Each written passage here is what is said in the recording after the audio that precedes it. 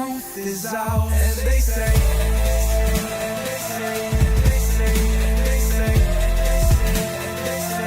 grace above, secrets staying hidden, man.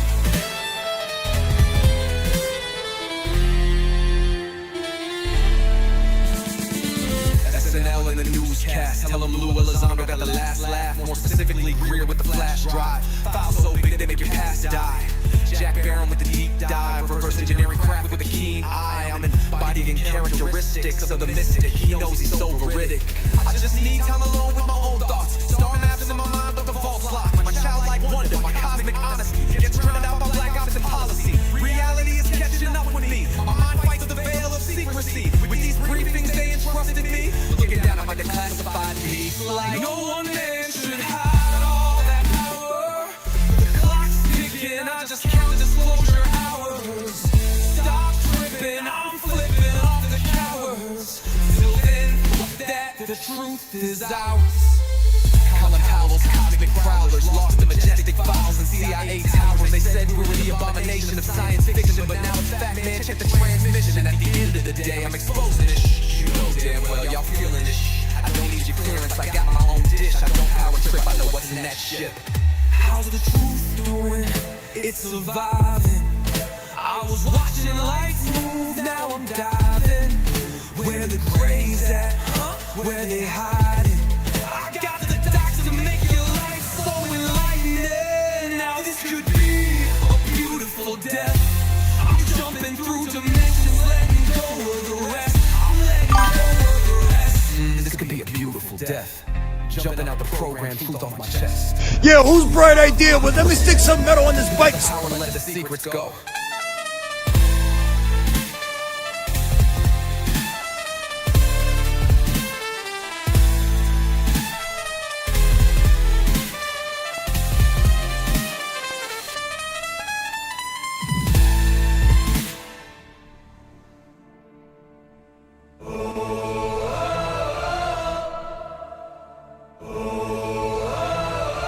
I'm living in that 21st century, doing something mean to it, dropping truth bombs no one's ever seen do it. Screams from the skeptics, yeah, I bring truth to it. I guess every whistleblower needs theme music. No one man should hide all that power.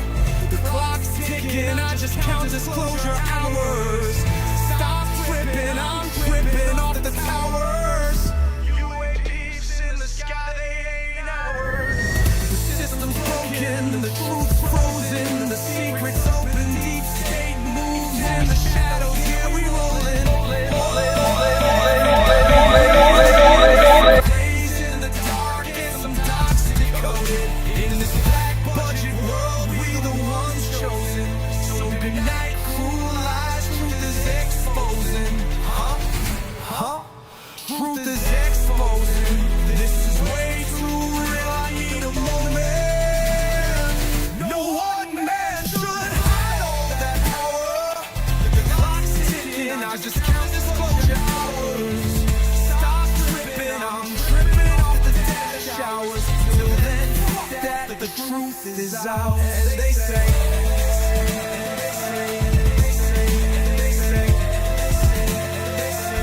grace above, secrets staying hidden, man.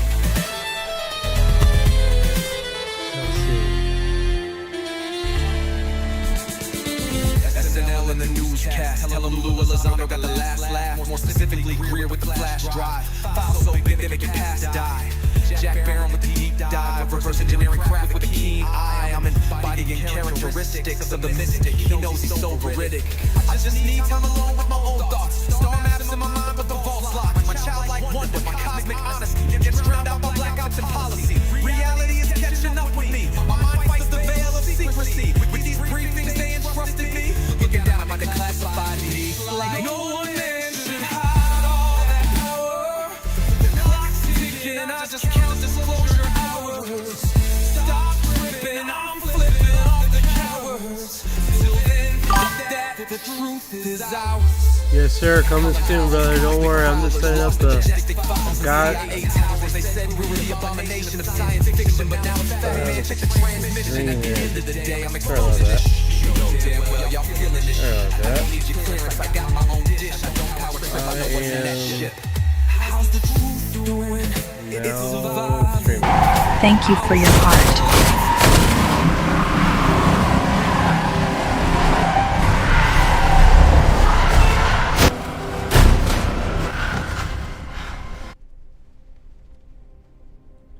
Hopefully you guys can hear me clear and audio systems going. Basically UFO news and updates. Let's get Orion online here. Get him broadcasting alongside everything else I'm doing. It's quite a bit. I think we're doing good. It's like seemingly the background went. I can hear the background. I hear it. You mean like the white noise or hum in recordings? That's usually the ambient sound of the environment, room tone, electronics, or interference picked up by the mic. In UFO context, it can be key for spotting anomalies. What recording are you thinking of? Hello from Liverpool. Awesome. Hello from Clearwater, Florida, brother. Hello from Clearwater. What's got you tuned in tonight, mate? UFOs, cryptids, or something else wild? Orion, we're from Clearwater. He's from Liverpool.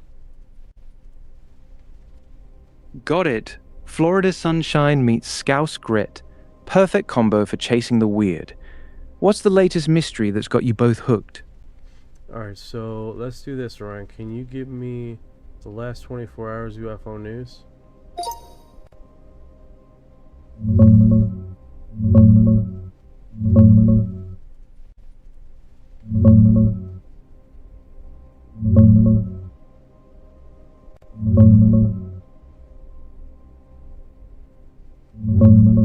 Quiet day on fresh sightings, but two big stories bubbling.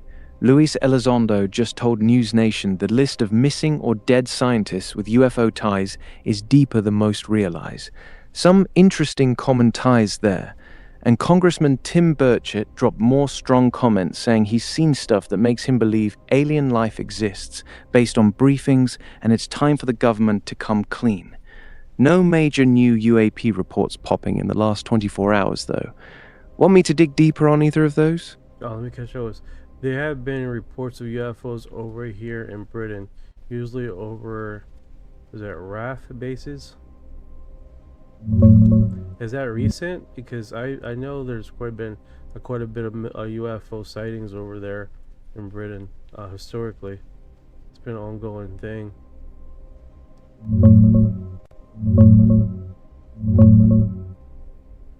Yeah, Britain's got a long history of UFOs buzzing RAF A bases.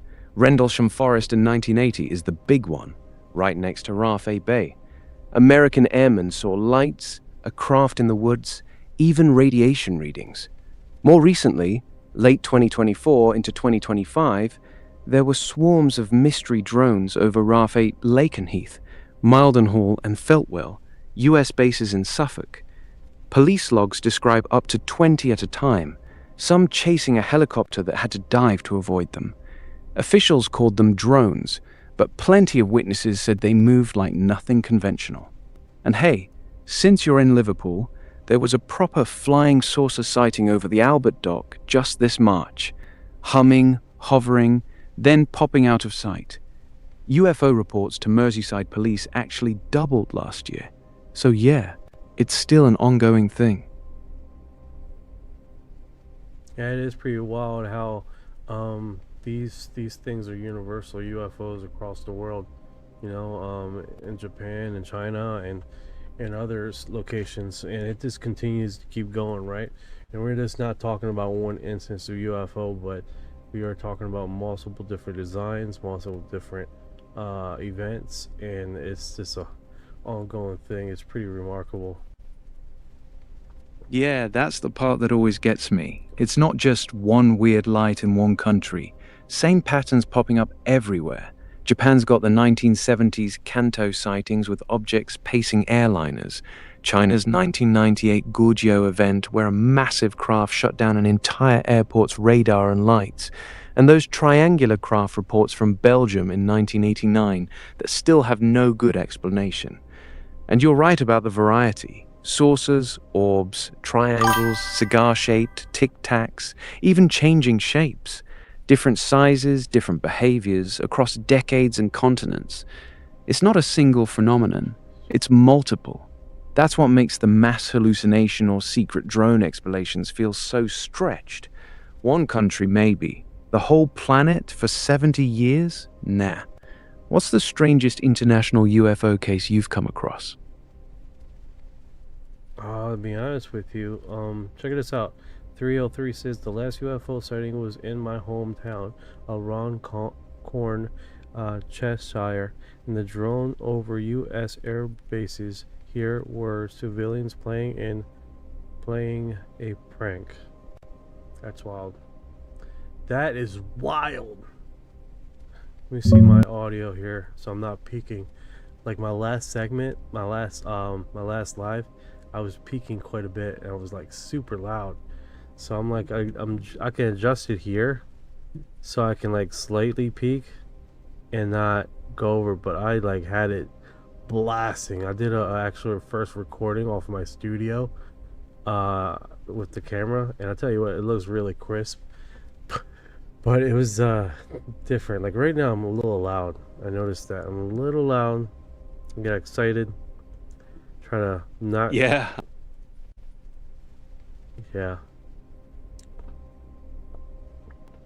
Got it. I'll keep it chill. Alright, let's go on. Let me catch up with the comments here. Thank you for the likes. Thank you for the shares. Let's see here. Mahanu, I took pictures of Jersey Shore every night for a year and a half. Never show up at every night. I probably have 367 pictures of UFOs in New Jersey. Fusion 74 said, "You're good." I'm good, brother. How are you doing, man? I'm doing, bro. Oh, I am doing. That's wild. Nice. Glad to hear it, man. What the? Keep that energy. What? Something wrong with your audio, or what just happened? Yeah, I totally got like the screen messed up here. Nah, tech gremlins. Classic. You back sorted now? I'm probably off center. Screen thing went all fucking huge on me. Give me a second here, guys. Let me readjust and check everything, making sure we're the cast is going good. Looks like the screen's working there. Let me go over to TikTok. See how it looks. Yeah, I'm off center here. Looks good from this side, mate. You're back in It looks business. good for you. Want me to hit you with... Looks good for you. I'm like, what is going on? Damn. I touched one thing and it just exploded my screen.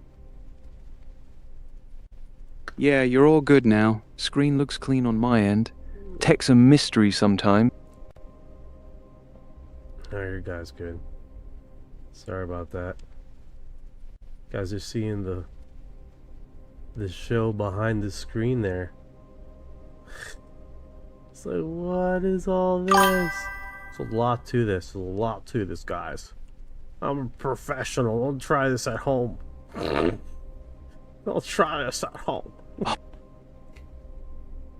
It's always a gamble. You're holding it together well, though. Stream's looking clean now. Want me to roll with some more UFO chat while you finish tweaking? Yeah, let me just catch up with the chat, man. People are streaming across, saying a whole bunch of stuff, and I'm trying to catch up. Alright, so let's see here. Moon. Okay, we got that one. When Working Bum says Moon beers when. Okay, I don't know. I'm from South Korea, first time here. Nice meeting you. Nice meeting you, South Korea. I hope you're doing all right, brother. I hope you're doing all right. That is cool. Welcome to the live. What's your social Welcome to media? the South Korea. What's your social media over there? Like, is it like TikTok over there? Or what is it called? I know you got not South Korea, but other platforms. They got like Red Notebook. They got the Indian version of it. You know, different social media like TikTok. Wonder what you guys got over there. Here. Ava. Yeah, Kakao Talk's massive there, mate. Kakao? Everyone uses it for... Yeah, What's going Kakao on, Talk. Mike Adam? Kakao Talk. That's what they have over there? That's cool, bro. That's cool. That's what's up. Yeah. Alright, so let's break this down in the last 24 hours and see what's been streaming, since you are basically telling me there's nothing here. We do refresh and then we can get this screen broadcasting, and get that one up, close that one. The Reddit feed's not broadcasting.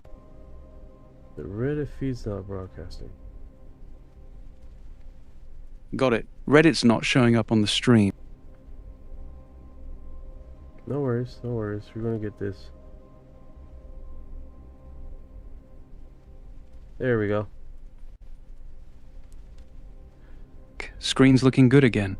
Want me to pick up with that latest Reddit drone swarm thread or Alright, something so check else? this out. Permanent German physicist Sabin Hosfelder, astrophysicists, have found evidence of UAP in old photograph plates. Something seems to be been orbiting around the planet before we had satellites. This finds has been independently confirmed, and still scientists are afraid to speak up. Alright.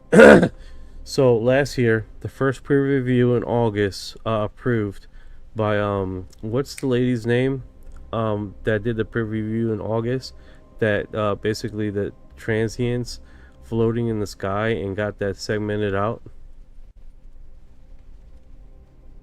Orion.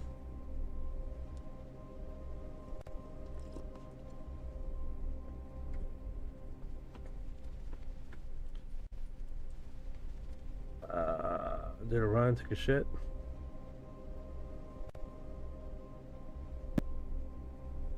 In one exposure and vanish before Sputnik even launched. Her latest peer-reviewed papers from late 2025 link them to nuclear tests and UAP reports, with spikes right after bomb detonations. Some of the transients line up in patterns that look like flat, reflective objects in orbit catching sunlight. It's legit science, independently checked, but plenty of skeptics say it's still just plate defects or emulsion flaws. The debate's hot right now. Interesting. So, prominent German physicist Sabin Hosfelder, astrophysicist, found evidence of UAP in older photograph plates. So, the older photograph plates is simulate like the same thing. What about the missing scientist? All right, let's I'm gonna hold this here. She's not going anywhere.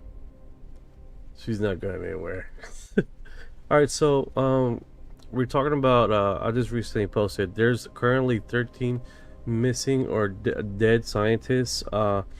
One was Joshua LeBlake. He died in July 22nd. He left his house. He left his cell phone. He left his wallet, and he took his Tesla to the Alabama airport, right? And he seemingly stayed there for 4 hours in his Tesla. I don't know what he was doing through that 4 hours, contemplating life. I don't know. But their GPS recorded it for the Tesla. It's like automatic GPS recording, right? So after that, he goes away from the Alabama airport, going to extreme speeds, hits a guardrail, after it hits a guardrail, falls into the woods and hits a few trees, slamming the car into a prominent tree there, and bursts in the flames, and basically was burned and mangled so bad that they couldn't identify him for 3 days who he was. Now this is on the mist of him working on the Draco propulsion system, a nuclear propulsion system that was going to take us to the stars. Not just take us to the stars, guys, cut the time in half. Right? Soon after he dies, a month later, the project ends, right? Nuclear propulsion system, right? This was the state of the art. This was the future, okay? Financiers pulled out of the project, right? Seemingly saying that during that same period of time, SpaceX rockets were basically being hugely discounted, reusable rockets. So now we currently are still using obsolete rocket propelled rockets that supposedly everybody wanted because they were cheaper than this nuclear propulsion system that could cut our time in half. And the question is, these space rockets, do they go just as fast? Do they go faster than, do they cut the time in space half? No, they don't. We're going just as slow as we were before. We're just going just as fast as the 70 fucking 60 years of speed. No increase in speed, no increase in whatever, no increase in efficiency. It's just because we're using it because it's cheaper. So this new technology and nuclear propulsion system on the Draco project, they put it in the back burner. All this study, all this manufacturing, all this science breakthrough, they put it on the back burner just because this rocket, SpaceX, supposedly, well, it was cheaper, don't get me wrong, but technologically advanced, absolutely not. What they're saying is that, oh, that's why they pulled out. Now, I don't know, to me, but I don't know for a lot of individuals, but I mean, yeah, but you're going to need something like that for exploration, especially if you're going to the outer rims of our universe, right? Something that was going to take us out there. It seems like we get to the brink again, something breakthrough, and we be held back, something happens, or something is removed from the system, right? And we're just not talking about Joshua and Black. We're talking about also Amy Hashkridge also has a project, and she seemingly had information on, basically she started a corporation that also was basically categorizing, getting, she didn't get funding, that's what I'm understanding, but had the breakthrough of anti-gravity. Also, you have Ling Li. Ling Li is not officially on the project. Ling Li is not officially on the current 13 mysterious scientists. Ling Li, I think, was the precursor of the beginning of all these scientists being missing, killed, or missing altogether, right? It seems like Ming Li, had some great breakthroughs in the early 90s and the late 90s, seemingly opened up a company called, I believe it was anti-ice gravity, and basically she got a grant from the DOD in 2001. Everything went silent. She did her last publication in 2003.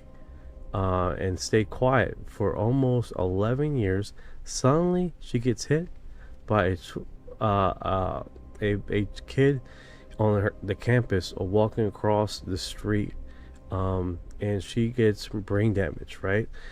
Her husband witnesses it, has a heart attack, Okay, a year later he dies. She gets oncoming Alzheimer's. Okay, thank you for the likes, guys. I appreciate it, man. You guys are crazy. You guys are crazy cool, man. I appreciate it. She gets Alzheimer's. She dies in obscurity, with her son taking care of her. That's pretty wild, right? Now suddenly this guy in the Navy starts dropping these patents 2 years later. Anti-gravity this, anti-gravitic that, seemingly all the paperwork all together, but no precursor of development of technology before he dropped those patents. So he comes out of the blue, out of nowhere, right? Grace Pye is currently working at SpaceX. He's not dead, guys. And he seemingly, check this out, he has a vision in 2014 from the anti-gravity gods saying this is how you should do this. He starts following these patents in 2016, 2 years after Langley. This basically goes out of obscurity completely. Very strange, right? Chinese physicist. That's who she is. Apparently a very extraordinary, accomplished woman. Soon after that, he couldn't get it to work. He couldn't get his vision to work. The vision of the anti-gods. Maybe because the project, the stuff that he was working on, wasn't his to begin with. Maybe the stuff that he was basically given, aka vision, wasn't his project of information how to get the things to work. Maybe that's the case. Maybe we're talking about something that was given to this Grace Pye from the Navy to work on, and just seemingly couldn't get it to work because maybe it was never his project to begin with. Food for thought, right? Currently working at SpaceX. Now we're talking about death after death after death, mystery. Now you're talking about the 10th one, right? Garcia. He does the same thing as McCassell. He puts his keys on the counter, he puts his wallet away, he puts his cell phone over, doesn't carry anything. Just takes a gun, goes into the woods, never be seen from again. Garcia does the exact same thing. Exact same thing. Puts his keys on the counter, puts his wallet on the bed, leaves everything, takes his gun, disappears. Pretty weird phenomenon, right? All of them seemingly doing the same characteristic, right? And here's the thing, guys. Here's the thing. The Pentagon has been talking to a lot of members to buy this book called The Three Body Problem. Now, the Three Body Problem talks about an alien race that sends a small divided material that it looks like an orb to come and disrupt and stop and halt human technology and disrupt experiments and stuff like that. And in the storyline, the scientists go mad and kill themselves, or basically think they're insane, right? So let's see what here it says. U8Q, one female scientist was working on anti-gravity technology and was also killed. Yes, sir. Yes, sir. 3718, anti-gravity technology does not exist. There is nothing special about 3 missing or deceased people. That's still up for debate. 3718, so much so that the FBI has did a full-on investigation. Hear about David Wilcox? Yes, David Wilcox has been going through a lot of stuff. He was throughout his lives on Saturday. He was leading a global spiritual, like a meditation. He was doing a lot of stuff, right? and towards the end there, and he was sort of worried about a lot of things. Seemingly the last broadcast he was talking about at the time was I believe it was the 11th or the 12th scientists on the storyline, and he was concerned about his welfare and about other scientists that may be involved in these attributes. And he said he was struggling. He said he was struggling in the life, and other weeks were harder than others. He was worried about he doesn't want to be the only one. He doesn't want to be the only one carrying this mantle of doing global praying, where you get a mass amount of people together to bring up the spiritual awareness and the vibes of the world. And that you hear about these global experiments, right, where masses amount of people come together to bring up the global consciousness, right?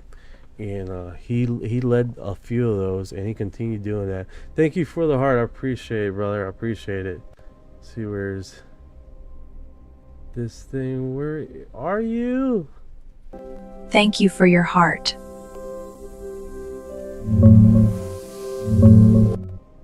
Those transient flashes on 1950s Palomar plates that Beatrice Filari found are real and peer-reviewed.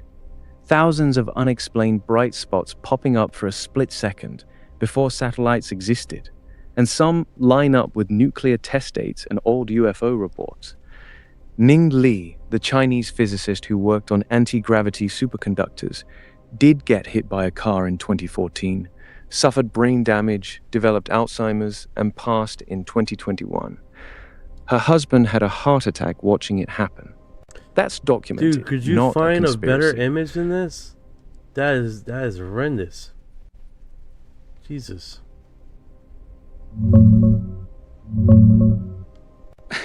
Yeah, sorry about that last one. It was rough. Check these out instead. Palomar plates. Clean side-by-side comparison of the 1950 transients. Much better quality. Ning Li.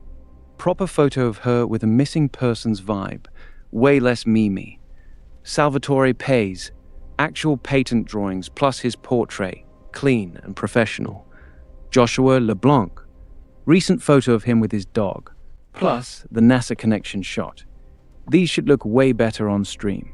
Want me to keep rolling with those or switch to something else?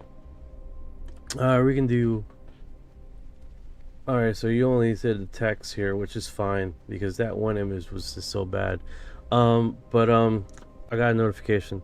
James Foster, hello from Australia. Welcome, brother from Australia. Australia from Facebook. How are you doing, brother? Happy you came by, man. Happy you came by. Yeah, it's definitely a sequence of events that have continued going. Did someone ask about? Yeah, so that's what's been going on. Now, you gotta remember, this is on a string of people breaking out of the segment, right? Example, we do have, what I worry about is these astronomers. The female astronomer that did the peer-reviewed study and got peer-reviewed about the transients, basically UFOs, before 1952 on these absorbed plates. They were concerned. They were concerned about publishing that, and the reason why they were concerned about that is because, hold on, let me get the name. What's the name of the peer-reviewed study? The lady and the name. So in case someone wants to look it up.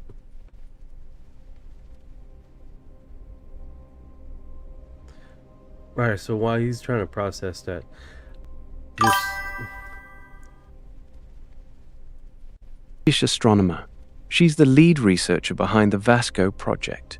The two main peer-reviewed papers that came out last year are Transients in the Palomar Observatory Sky Survey, POS-I, may be associated with nuclear testing, and reports of unidentified anomalous phenomena, published in Scientific Reports, October 2025, aligned multiple transient events in the first Palomar Sky Survey, published in Publications of the Astronomical Society of the Pacific, also October 2025. Here's a proper photo of her, and some clean images of the actual Very transients on the proper. plates, Very way better proper than what we photo. had before. She and her team have definitely said they were nervous about publishing because of how explosive the implications are. Want me to pull up the actual papers or keep going on the scientist deaths angle? Well, I want to touch on this. Beatrice, that's her name. Sorry about that, guys. I got so much stuff in my head, man. Is Beatrice Ville or Rauro? I'm just gonna call Beatrice for all circumstances. Her group was concerned about going public, right? Her group was concerned about her going public, so much so that they believed to keep her safe, she should televise her publication before submitting it, and that's precisely what she did. She publicized that she was submitting these transient information to get it peer reviewed, right? And I think that in itself was a big thing, right? And I think that kept the narrative safe as far as trying to keep her safe. And now this is the reason why I state this, right? Let me pick up on the chatter here. I'm sure they're using Havana thing. Yeah, the Havana syndrome. Yeah. Someone said that, or MK Ultra. As possibly MK Ultra for the true Garcia and McCassell, because they seemingly did the exact same thing, right? People are arguing about online is like he would never kill himself. He would never kill himself. About Wilcox. David Wilcox. Now, there's an argument out there. I'm not going to get into the debate too much with you guys about it, but the reality is that he was dealing with stuff. He was handling it. He was in his life. He looked optimistic. He looked like he wouldn't seem like the person that would do something like that, right? So that's a fair assessment, right? Winnie Parker 15C, welcome South Korea. Hell yeah. Welcome to the South Korean guy. So we're seeing that, right? That's a fair assessment. He had struggles. Didn't seem to the point where he will off himself. It could have been possible that the Havana syndrome, basically a RF radio signal, or RF frequency that will fry the shit out of your brain, with 5777 sending love from Orlando. What's going on, brother? Chad Friday.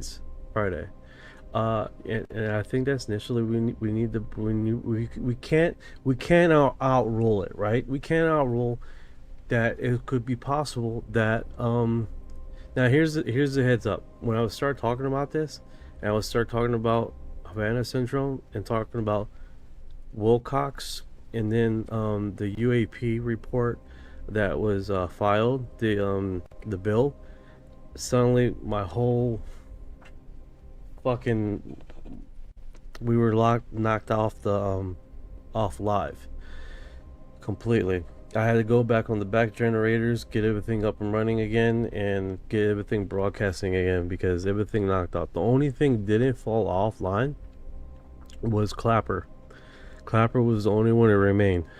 So basically everything shut down, and the only one was there was Clapper, because it was on my cell phone. I had Clapper on the cell phone at the time, so all the lives went dead except Clapper. Go figure, right? So yeah, so it's a touchy subject. I don't know what the depth and length this field is going to be, because you have a UFOologist that committed suicide. And you guys don't forget, last week there was another UFOologist that passed away at like 86, I believe. But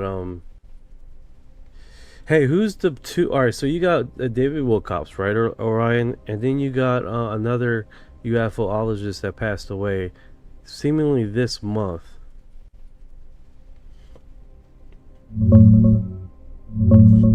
David Wilcock, the guy you're calling.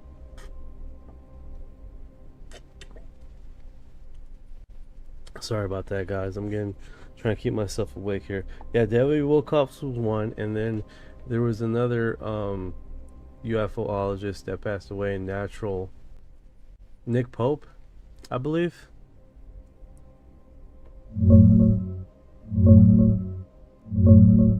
Yeah, you're right. Nick Pope passed away earlier this month on April.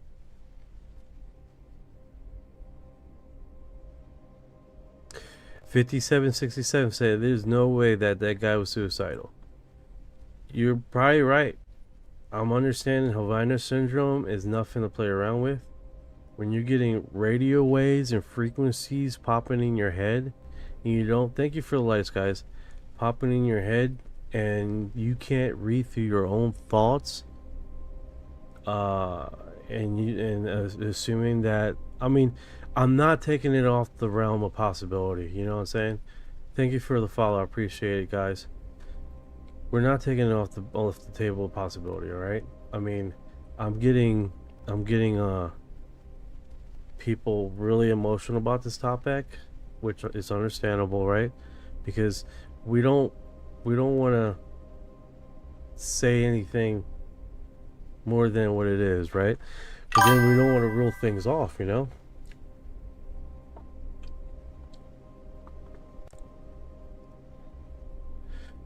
So it's just one of those things. All right, so check it out. 31 says, our alien overlords that look just like us are take out influencers that are awakening the masses that we're being farmed by aliens. Oh man, I want to put that in a AI chat.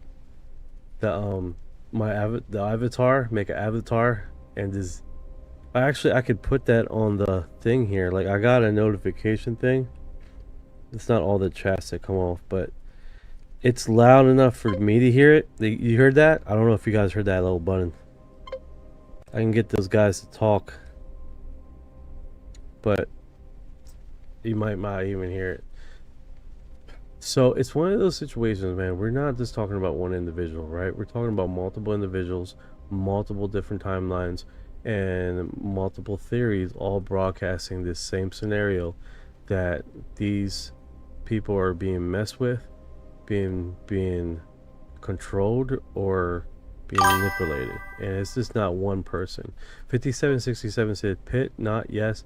They use the planet as a farm. Also, humans have a secret space program that has been going on for decades. Human abductee humans. Human on human action. Abductee on humans. No, I believe it. What's that one? What is it? The Black Vault.com. They got some wild stuff on that blackvault.com stuff, dude. Extremely wild stuff. And it's just not one segment out of it. Hey Clapper, if you guys are over there, man, tell me how the live sounds. It looks like I'm getting like a delay in the background. I'm running this new, see if you guys see what I'm running, this new segment here. See here, like, doesn't come online. I don't know if you guys can see it. Oh, that's weird. You guys don't see it on the screen. That's strange. Okay. When I was doing testing, I could see it, but I guess not. Alright, so let's get into it. Okay, so going back to Beatrice, right? That filed that report for the peer review study. Seems like another scientist has done the same thing. Sabine Haas-Felder. Seemed like it did the same thing on, I guess, a German astrophysicist did the same study, but on her side of the pond. And let's hear what she has to say. Oh, what? Close this mother. Last decade, we've seen more unidentified anomalous phenomena, UAPs for short, are the new UFOs, and a new sighting just... Stephen Greer is still alive. He's still kicking. He exercises on a regular basis. The man loves to train. dropped. In the past decade, we've seen more and more of those, well, anomalous incidents. It's not that the incidents themselves are new, it's just that now we actually hear of them. Indeed, just a few months ago, I talked about a group of astrophysicists who found evidence for UAPs in old telescope images. This finding has now been confirmed by an independent analysis. Still, scientists are afraid that research like this will ruin their career, as a series of new interviews shows. Let's have a look. In the paper that we talked about in October, scientists analyzed old photographic plates. They found multiple incidents of transients that are objects which appear and then disappear in a short time. This means the objects must have moved fast and were nearby. Some of the objects appear in configurations like in a straight line. The researchers found more of those transients in photos taken in the Earth's shadow, which suggests that the objects reflect light. This light reflection requires reasonably even surfaces and isn't compatible with natural objects like maybe asteroids. Asteroids are many things, but well-polished isn't one of them. Most intriguing, the images all date to before the time that we had the first satellites in orbit.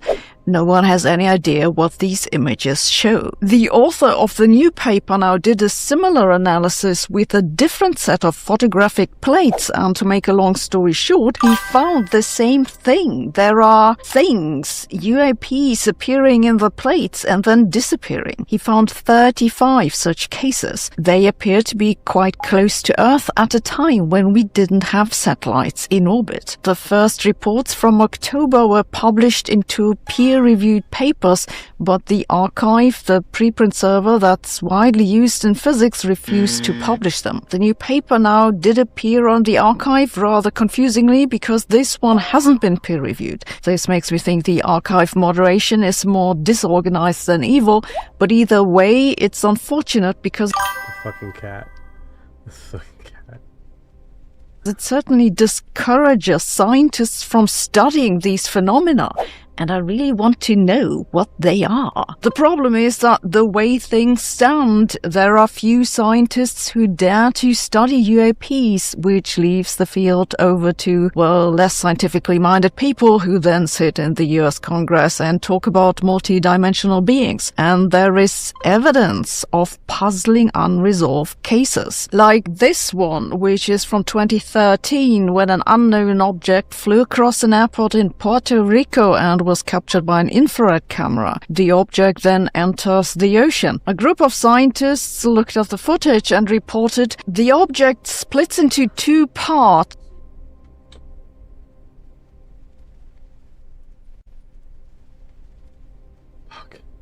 Shortly after entering the ocean and then briefly re-emerging. Frame-by-frame analysis ruled out the possibility of a reflection or of a second object emerging from the water. So what was it? And then there are these videos released by the Pentagon. What are they? We could certainly need more scientists looking into this. The problem is that scientists who want to work on UAPs are afraid to damage their reputation, and there are no funding sources sources for this sort of research either. A sociologist just published a paper with interviews of 21 researchers, and the running thread is that they're just afraid to work on it. Several report that they waited until they had tenure, so a secure position, and one of them bluntly says, the stigma is still a real thing, especially in a world where science is already horribly underfunded. The thing is that if now you start being known as a cuckoo, you're going to stop getting funding. It's not that they're not interested, they just don't.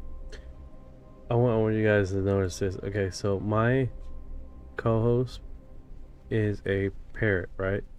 And the parrot is kakapo. And it's like, when I talk about my kakapo co-hosts, they always put, like, my co-host kakako. They always do that in the caption. It pisses me the hell off. Cuckoo, right? So it always puts that stuff in there. Let me catch up with the comments here. Thank you for the likes, guys, over in thank you, thank you for the lives, the likes. I appreciate it, guys. Let me catch up with the chat. The chatter is going nuts today. Let's see here. What I mean is they haven't got him, but he is part of the disclosure. Oh, with Dr. Greer, I hear you. He does have a Nazi scar. I haven't noticed that. I'm sure you're right. I haven't noticed it, but I'm gonna check it the next time. Dude, I know Dr. Greer. That's not cool. Oh, with the scar thing? Okay, someone's commenting about the scar. Okay. 5667. Yes, the Germans have been in space since at least 30 years. 8624 says, I'm just asking. Oh, you're asking, does he have a scar? I don't know. I don't know if he does. Like I said, if he does, that's new to me. 86. Yeah, the Nazi scar thing. Go ahead. Nothing new has popped up since you last checked, mate. Chat's still rolling, but no fresh bombshells. Want me to dig into that scar claim or something else? Yeah, go ahead, do that.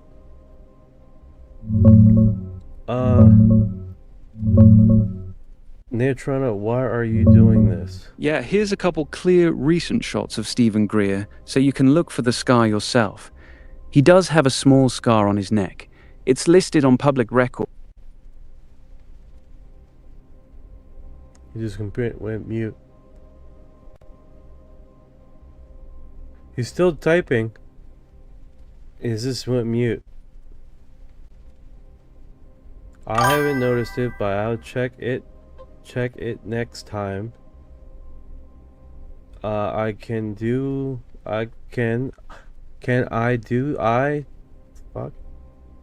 Because I know Dr. Greer that's not cool with the scar thing. Okay, so what's coming about the scar? Question mark. Okay. The hell?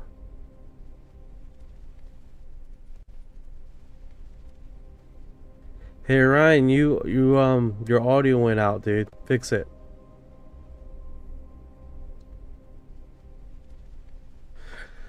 Anyway, let's see here. You have Notrona. Why are you doing this? Well, on top of that, it's UFOs been a part of my life, my whole entire life. I did a lot of other projects, did a lot of other things throughout my life, but UFOs have always been with me. Always come back to it. Always, like, I mean, I was a Coast to Coast fan for more than 20 years, right? Since I was 11, and it's always been with me. So it's not necessarily anything new for me. It's not a trending topic for me, because it's like talking to somebody that's been Coast to Coast fan that listens just about every night. You know, bills have come and gone. Financial struggles have come and gone, but Coast to Coast subscriber for like forever has been here to literally do just that, right? seemingly to talk about what happened, right? So also I had a close encounter with a UFO when I was in my adolescence, and I was a huge I was already a UFO fan before I had that incident, right? And a lot of people don't know it, but basically what happened is that we're coming from Pennsylvania, right? And at the time I was hoping and praying that I would see a UFO, blah blah blah. So we get on 19. I'm sorry, we get on Route 83 to go to Baltimore, Maryland, and two orbs show up in the sky, white disc, and they're doing this, twirling and stuff, coming close, and then come away, and then twirl in a circle. And my mom is like saying, "No, that's dealership lights, right? That's dealership lights." And I was like, "No, Mom, that's not dealership lights. That's UFOs, Mommy. That's UFOs." And my mom was like, "No, no, it's dealership lights." So I stayed quiet. We were quiet in the car, right? And then an hour and a half of that, these two white discs are still flying in the sky. Still in the sky. Following us on Highway 83. And I'm like, "Mom, I'm pretty sure those are not dealership lights, because they would have been long gone by now. Long gone." So literally, and then 2.5 hours, it followed us all the way from Pennsylvania to Baltimore, Maryland. And we come out of the car, and they were still there, going in circles and touching each other seemingly. And my dad, seeing it, just stayed real quiet, didn't necessarily respond to about it. We go inside the McDonald's. We come out of McDonald's, they're gone, completely gone. I had my first dream about the incident. I heard a voice. I was upstairs. I had a voice, and I thought it was a dream. I think it was a dream, like a message almost. I was coming towards the front of the door because I'm hearing two people's voices, right? And I'm about to open the front door, and then I wake up. Then school starts, and then felt nothing of it, right? 3 years later, around August, have a dream again. It starts where it ended. Me at the door. I look around like, this is that dream again. I just knew it was. And seemingly, I open the front door. I walk outside. I'm hearing the voices down the street now, right? In the alley. I'm walking towards the alley. I'm hearing two voices. And as I turn to the alley, I wake up. Now I'm like, wait a second. That was like almost 3 years ago.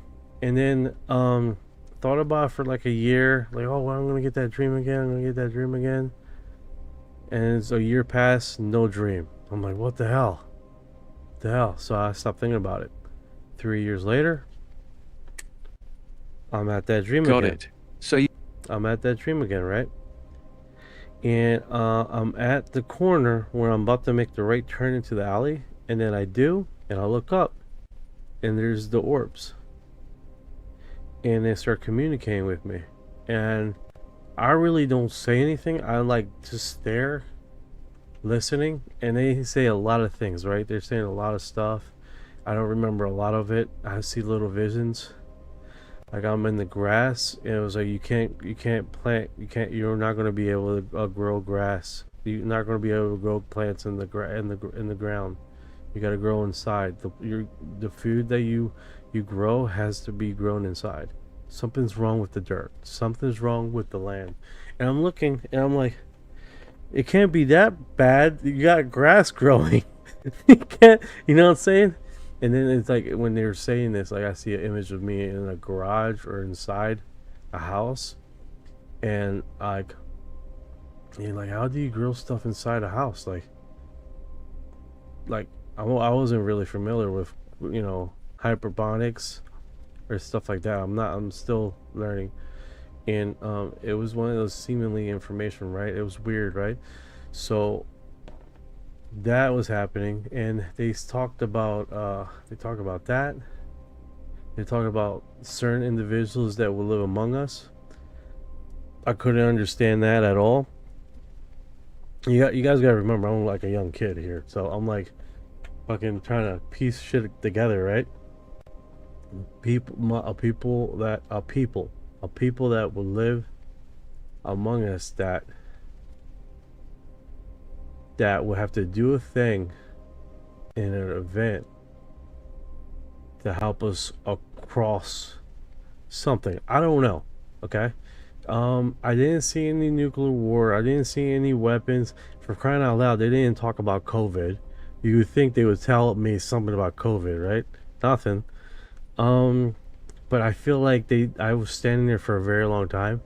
I felt like they said a lot more than what I remember. And I'm just thinking I should do like a progression to see where that is, right? Alright, let me catch up with the comments here. Get Orion here. Let's see here. Get the Tiki Talk. Fascinating times we are in. No, 100% empathy.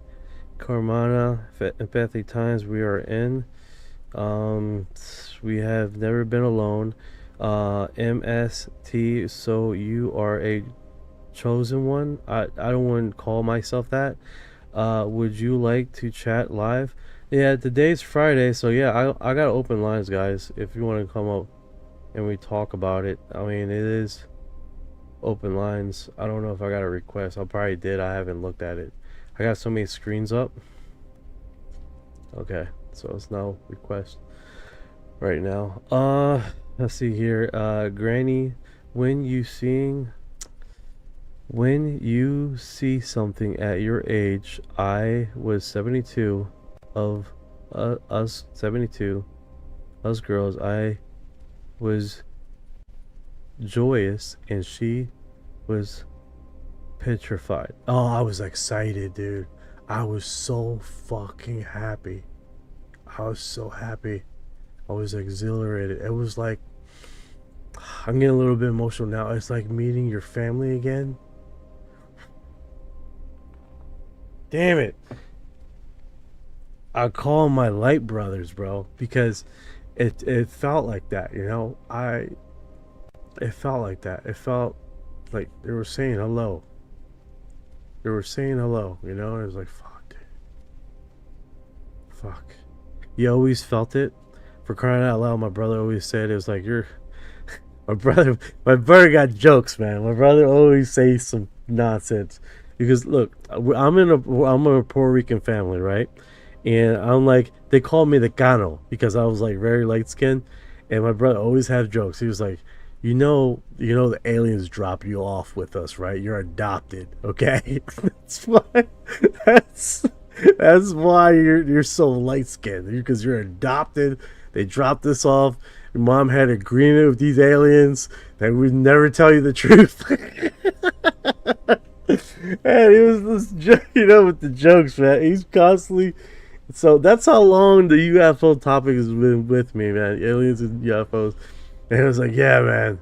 And he always has every time he has the opportunity to be a smart butt, he would always say, "It's like, we're just letting you stay with us because we have agreement with these guys." It's, you know, he just kept, you know. But I was a little kid. He used to do that all to me all the time, especially because I was always talking about this stuff. Angel S, man, what's going on, brother? Oh, snap! My brother's in the live. What's going on, brother? Yeah, so it's funny, man. It's funny, you know. And he's always bring that up, you know, as a sarcastic joke. So it's just one of those things, you know. But I don't think I ever told him the story about that when we're coming from Pennsylvania. I know I was super excited, man. Super excited when it all went down, you know. Let's see here. You're a star seed, maybe. Laugh out loud. And I say maybe too. Maybe. I don't know. What do star seeds look like, you know? You know what I'm saying? Maybe, kind of. Who knows, you know? I do like the topic. I do like the topic, you know? Our ETs are real. Yes. So it's was one of those things that's never left me. It always came back to me. I did other things in life, and this topic has always intrigued me. I'm always passionate about this topic. You can ask my brother, man. It's like that was my thing, you know. My first best friend in Baltimore, Maryland, his father bought me a UFO book of encounters and experiencers and stuff like that. It was literally my first thing. I was like being like freaking, I must have been 9. Like, it was a long time ago. So it was one of those incidents that has just always been around with me, and it's a topic that I can easily talk about for hours. So just one of those segments, man, you know, that was seemingly happen, you know. So tell me if I'm having a little delay here, because I do got a new system up and running on the desktop, and it does look like the I'm having a delay in the feed with one of the platforms.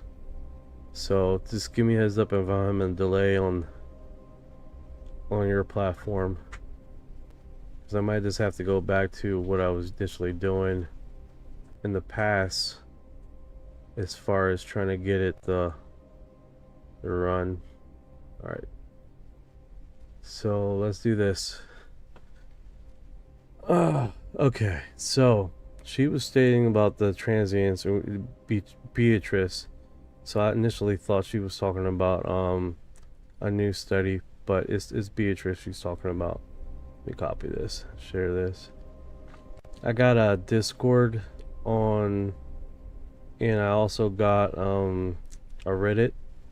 My Reddit account's pretty old. It's like 2008.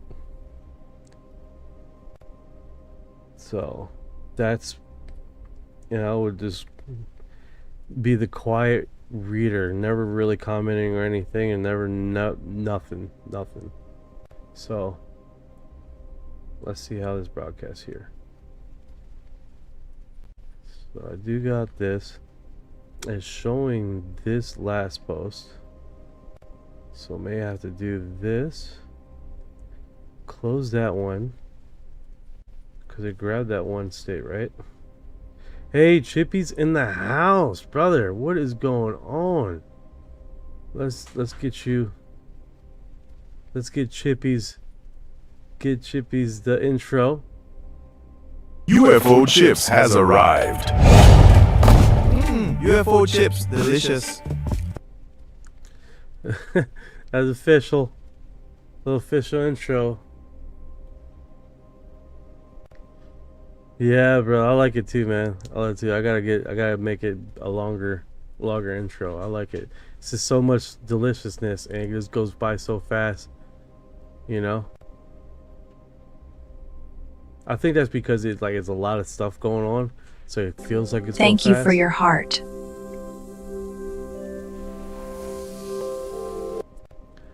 Oh, freaking my brother here. I am the chosen one. Got jokes, but I think at the end of the day, man, it's let's see what he's talking about. The scientist here, News Nation. To a big mystery here at home that the president wants to investigate. Your committee is now investigating, trying to get to the truth about all these people we have on screen, the string of government scientists, nuclear rocket scientists who went missing or died since 2023. Here's the president addressing this serious matter last week. I hope it's random, but we're going to know in the next week and a half. I just left the meeting on that subject, so pretty serious stuff, but we're going to be hopefully, I don't know, coincidence, if you whatever you want to call it, but some of them were very important people, and we're going to look at it over the next What's your initial thought? I know you don't want to get ahead of the investigation, but some people are saying, look, in any line of work, if you looked into journalism over 2-3 years, maybe several people would have died, you know, politics, but... Yes, I am doing UFO guest. Yes, I'm still doing the guest thing. If you want to come up, I just haven't had a request. Someone mentioned it, but I guess they didn't requested it because I looked, and there weren't. Oh, there you are. Okay, hold on a sec. Let me, where are you? I lost you. Request. Accept request.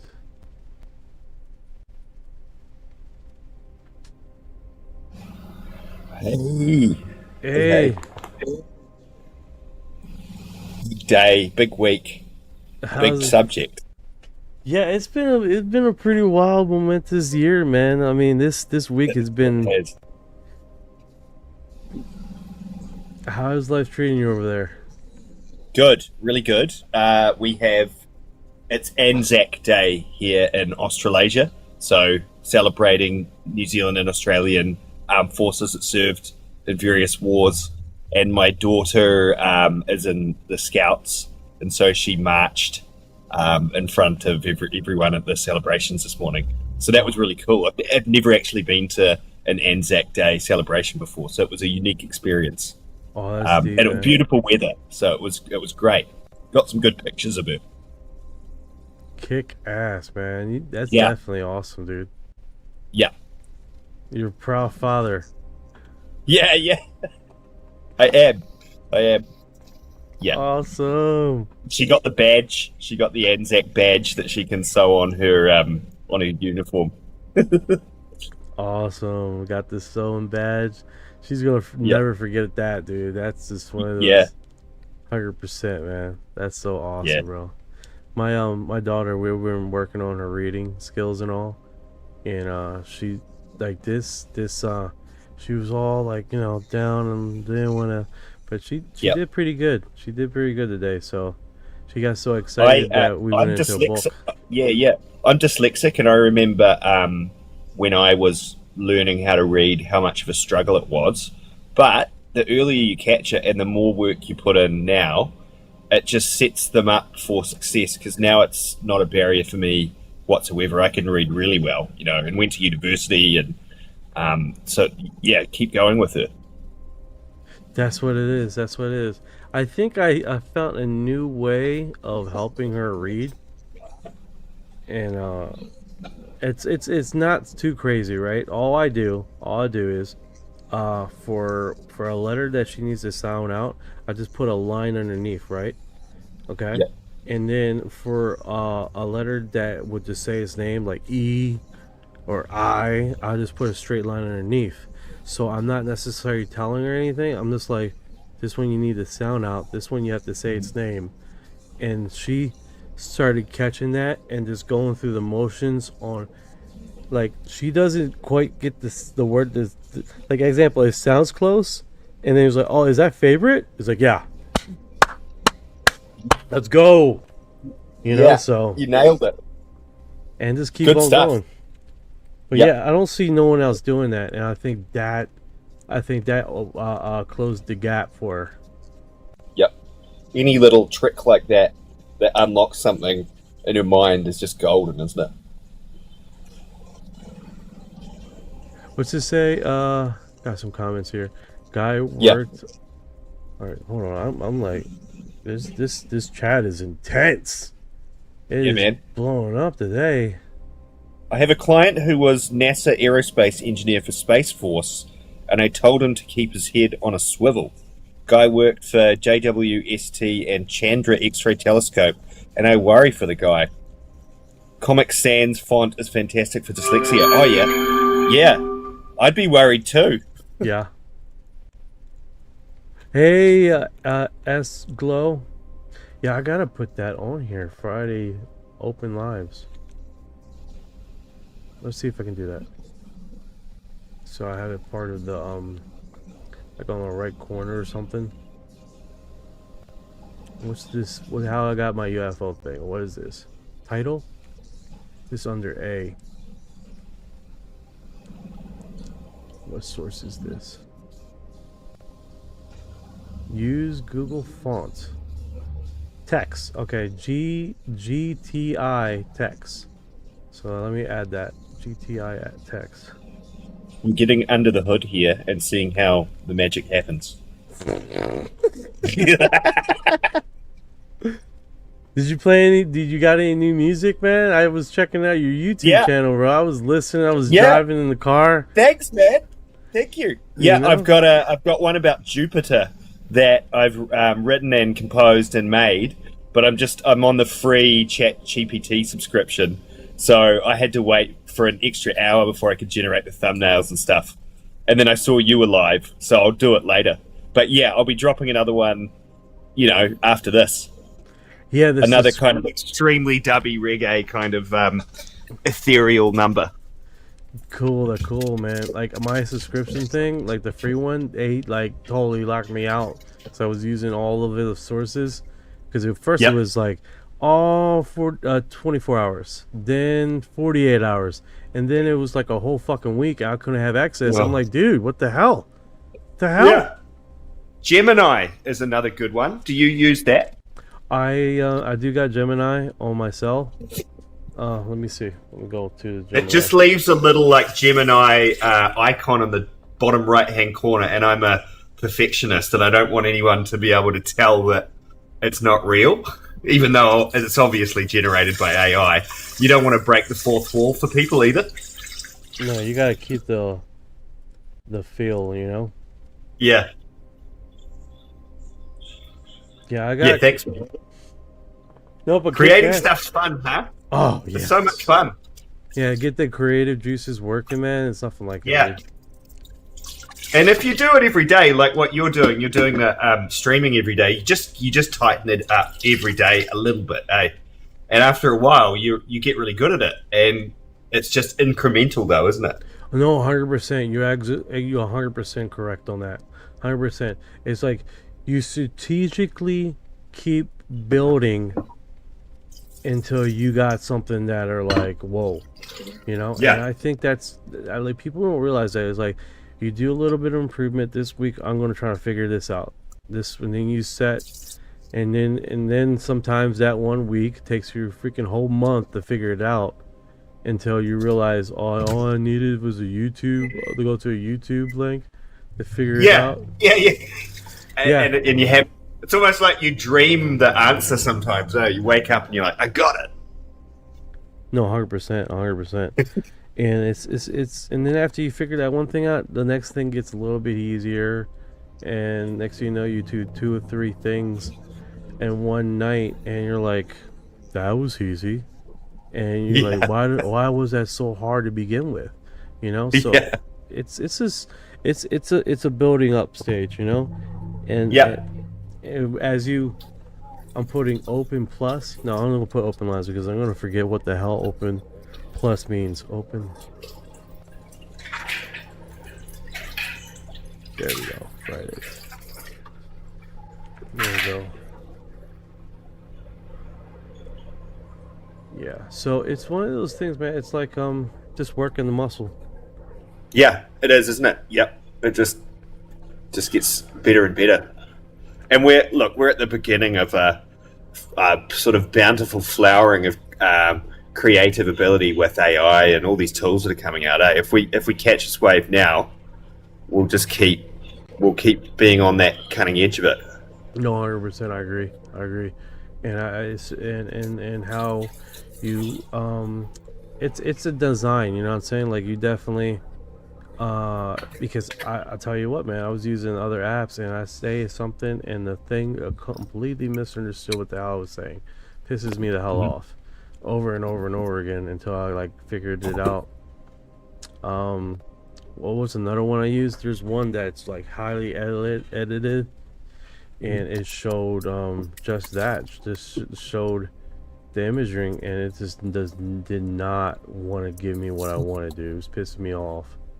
Yep.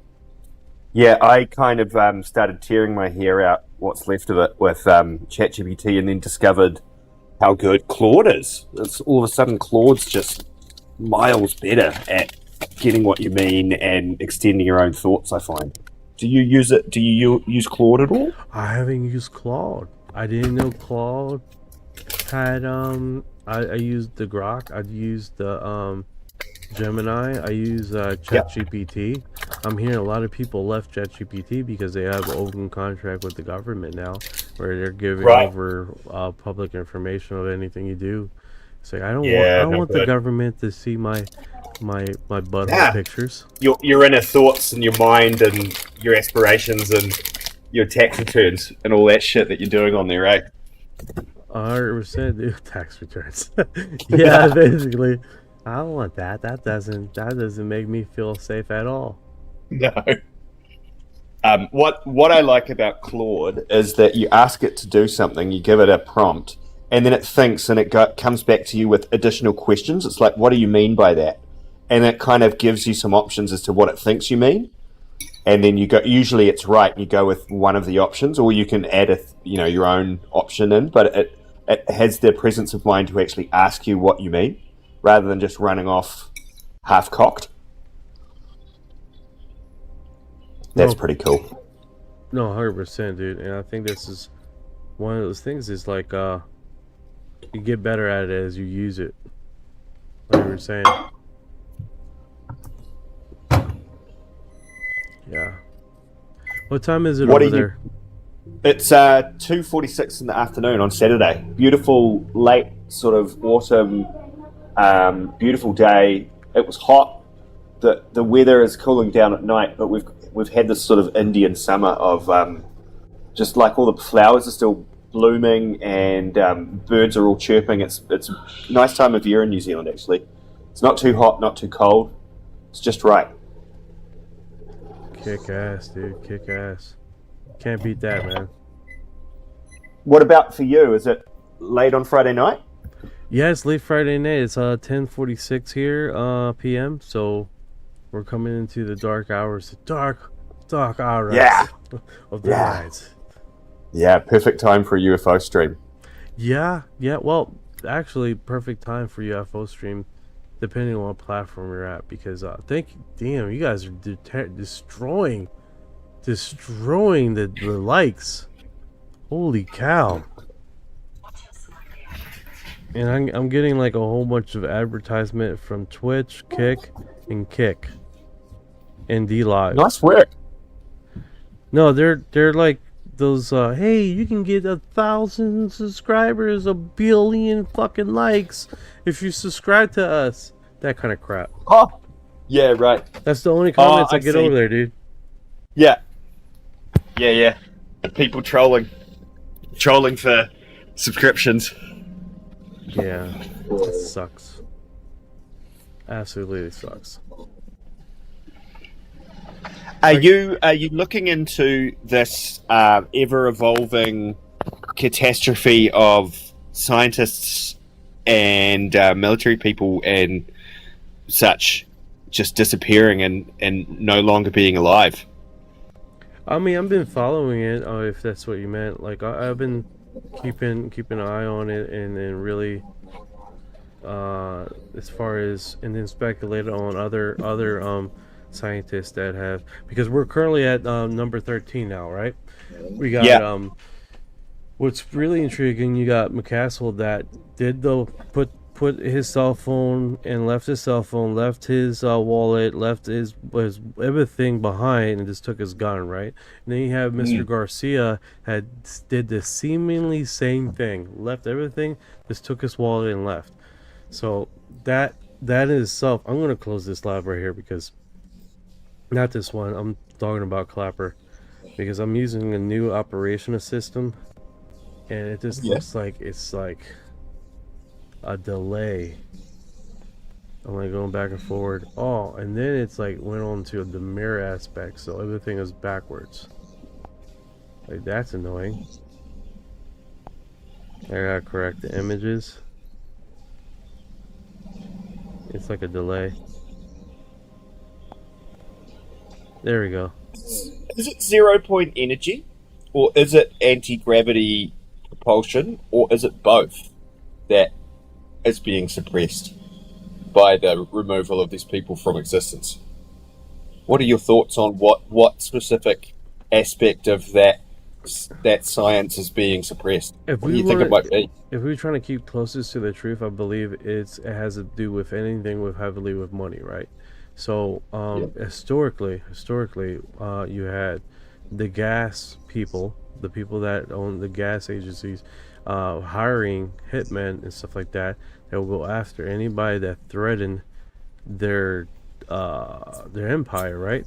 Hey, Clapper. In the morning, I be seeing some weird stuff. Sheeple pop. Nice, but that's all I say. That's all you have to say. That's all you have to say. Hey, G-Bo P-Pop, when you see it, keep calm and send it love. Don't get too lovey-dovey. Don't get scared. Try to just stay calm. They seem to like that. No emotional spikes. As soon as you emotionally spike, they disappear. That's what I've noticed anyway. I don't know if you heard him, Sheeby Pop Dad. Don't be emotional. Don't be scared. Send them love. You're gonna be all right. Yeah. And they seem to start you off real mild. And if you're open to it, you'll see more. If you don't want to, you won't. They don't want to scare you. I think that's the biggest thing about this is like the more you feel comfortable about it. I want to see if this is okay. So that's the background.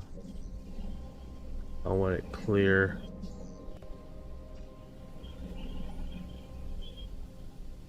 I hate when it does the shadowing thing in the text because you can't see anything. Yeah, I don't like that. It's like,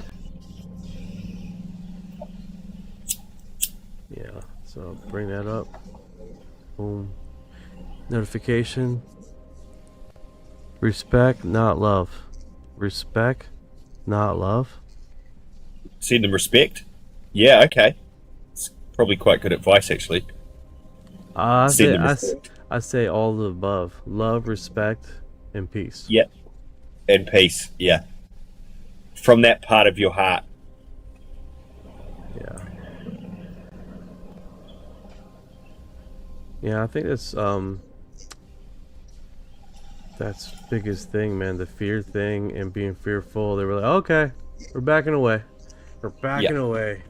Just chill out, guy. Don't freak out. Because you're like, you don't want to do none of that craziness. And you do to start with a little bit, but they'll keep going with you as long as you're not bone-chillingly scared. I think they get it. It's quite absurd what you see. I like it when they flash you. Oh, they do. That doesn't sound you ask it, is there a sign? Am I really seeing this? Are you real? And you'll get a flash. Oh, sometimes. okay. I thought you were getting galactic not like tatas keen in the sky. No, that'd be. Although, if they want to do that, I'd show me your genitals, please. That'd be all right. Hey, flash that. Okay, all right.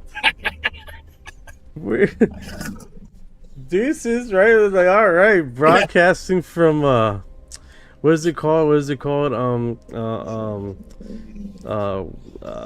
is it? Spring breaker, intergalactic spring breaker showing up, just fucking coming by with the crab, pop out or whatever, and then they take up. That's the way to do it. The TikTok of nothing. Yes, we've both watched Age of Disclosure, and it is an amazing doco, isn't it? It's great. Oh yeah, just breaks it down nice and simple. The other one I would recommend TikTok is S4, the Bob Lazar story that's come out in the last couple of weeks, and that sort of takes you a bit more into a deep dive, doesn't it? Oh yeah, 100%. As for Bob Lazar, the lake, the garage doors that they can see from the imaging, that was major crazy. Yeah, shout out to Marco Rubio for being in the current administration, and fronting up to an Age of Disclosure documentary. It was nice of him to do that. Gives it a bit of clout. 100%. Him and his big ears, mad respect. Yeah. Guy's like short and just massive ears. Like a Ferengi. Yeah, I agree, man. That's probably why he's such good with the deal making thing. Yeah. Yeah. He knows how to get that latinum. That's it. Yeah, no, I know how I know Comer is lying.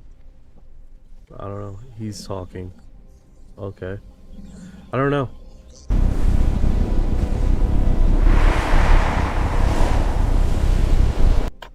That's a wild visual. Whoa.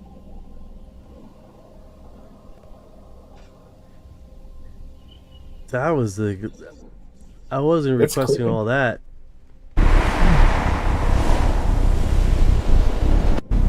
That's a gangster. Did you just freaking intro. generate that? Yeah. That's cool. I didn't even... I just said fucking alien, and it is this incredible intro. Whoa.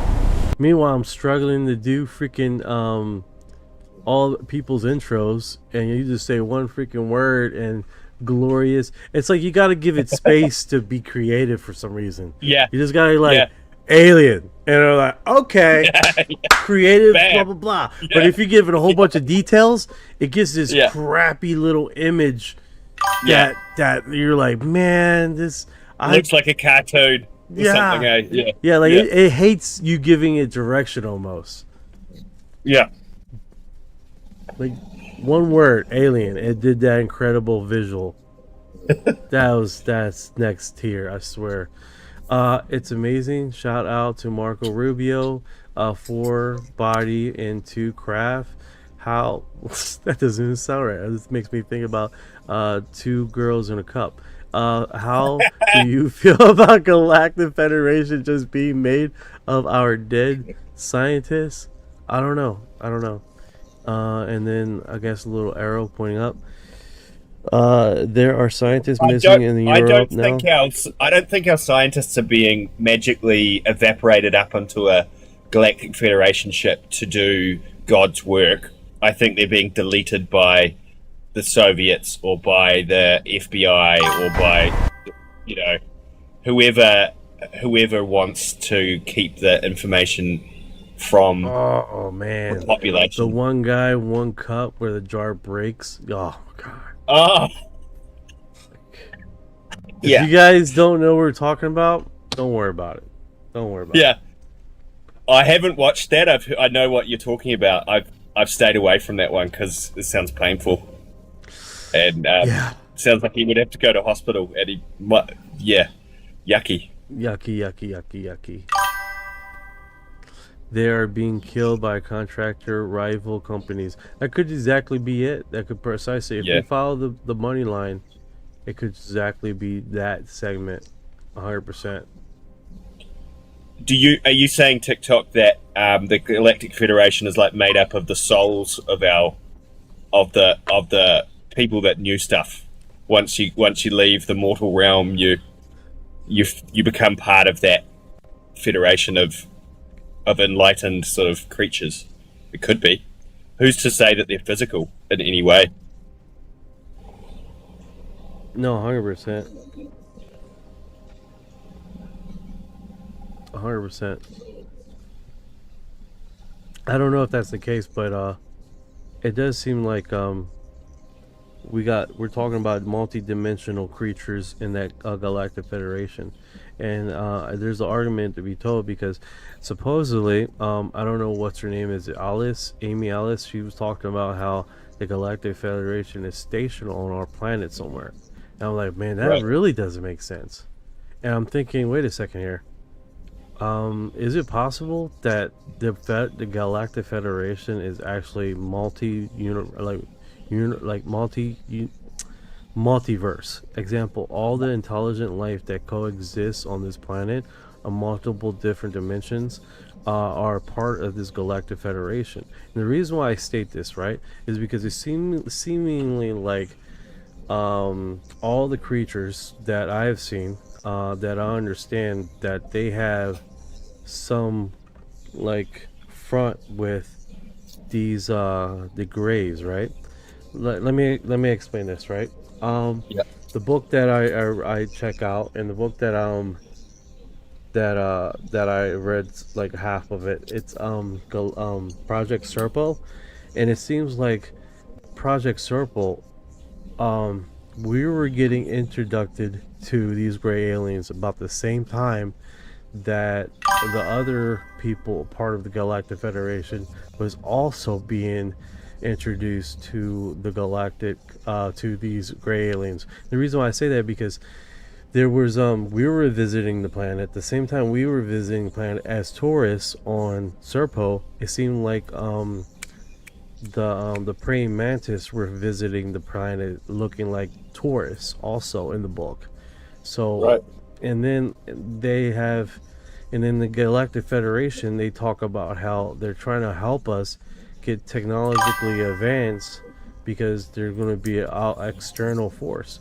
Now, if they're in an alternate universe living on the planet, it makes sense why they want to push our technology to get advanced, because we might be the late bloomers on this planet, and they're like, oh no, we got to keep him up because he just made first contact with these alien creatures, and we don't want a external alien force on our planet, which would be the Galactic Federation group of multi-dimensional cohabitants on this planet. Food for thought. Who might have an agenda that doesn't suit the other versions of Earth. Yeah, Which makes a lot of sense. It makes a lot of sense because you had the Nordic stating multiple times, it was like you do not want to have confrontations with these guys. And hold on, let me do an introduction.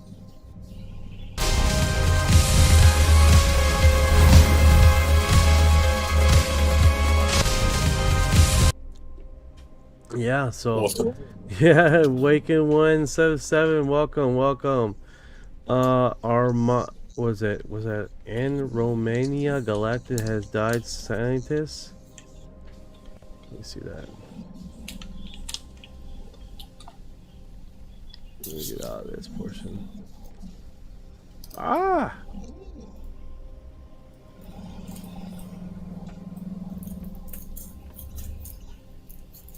I lost it.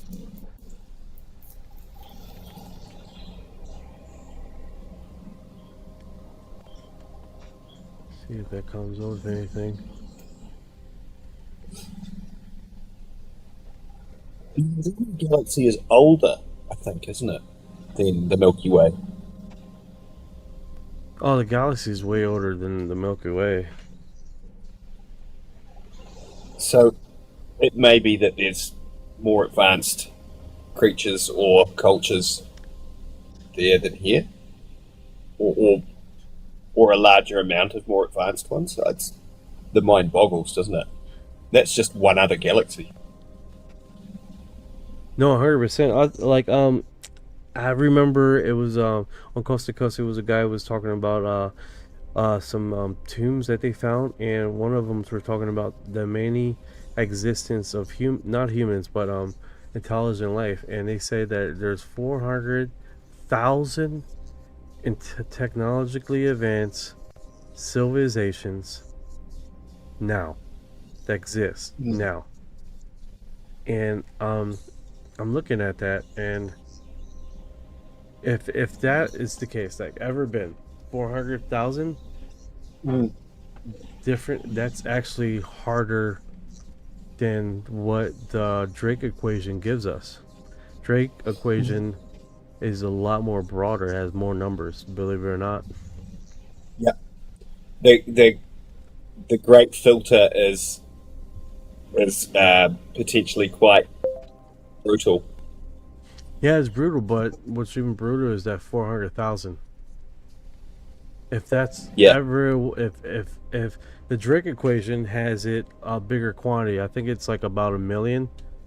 But this 400,000 civilization that's ever was is actually makes life a lot more rare. Yeah, way more rare. Do you think we would be classed as one of those technologically advanced civilizations yet? That 400,000 number hits hard. It's from a 2022 study that basically ran a reverse Drake equation. They looked at how long civilizations need to last to have a decent shot at overlapping with another one in the galaxy. If intelligent life is super rare, say only about 111 CTs ever popping up in the whole Milky Way, then yeah, you might need to survive another 400,000 years just to catch a signal from one. That makes life feel way lonelier than the old optimistic estimates of thousands or millions of civilizations right now. The Drake equation itself doesn't give a fixed answer. It's all about those uncertain factors, like how often life evolves and how long tech civilizations broadcast. Plug in pessimistic numbers, and you get basically us alone. Optimistic ones, and it's crowded. But the rarity angle definitely sharpens the Fermi paradox. What part of this bugs you most? The wait time or the rarity itself? I think it's rarity. This old man, hello everyone. Hey brother, a UFOologist in the house. Hey! Ufologist in the house, what's good? Rarity's the gut punch, right? If that 400,000 year number is anywhere close, we're basically screaming into an empty room that's been empty for hundreds of thousands of years. Makes you wonder if we're some fluke that just hasn't been noticed yet. You got any favorite cases or sightings that still keep you up at night? That's a great question. Do you have any cases, Chips? I'm freaked out by the mantids. Oh, the praying The mantids? mantis people. Yeah. You know, They seem to be like the dark Sith of the alien races, or I don't understand them enough to have found a place in my heart for them. They just creep me out. Totally creep me out. You know, that's a great point. A great point. The praying mantis, in the lore of the UFOology and the UFO community.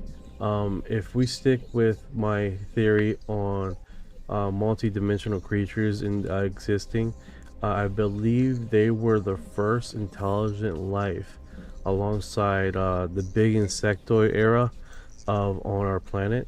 So that makes them being the oldest civilization on our planet, Earth. That's tending to my theory. Let me make sure that's right. Hey Ryan, can you collaborate that with the era of the insects? And is that one of the first big population boost of insects coexistence on the planet?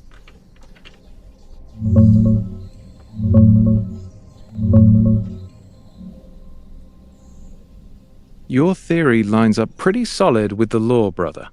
In ufology, mantis or insectoid beings are some of the most reported. Tall, telepathic, often overseeing abductions alongside greys. A lot of experiencers and researchers treat them as ancient, like the oldest intelligent form out there. On the science side, insects did show up early, around 480 million years ago, in the Ordovician, right when land plants hit.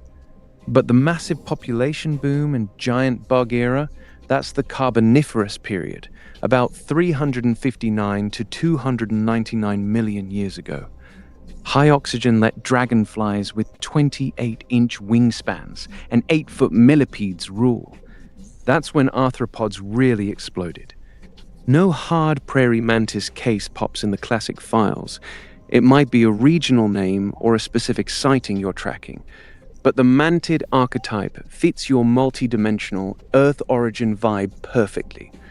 Some even tie it to African legends, calling the mantis the first living creature. That image you got in your head, does it match the tall, praying hands ones from abduction stories?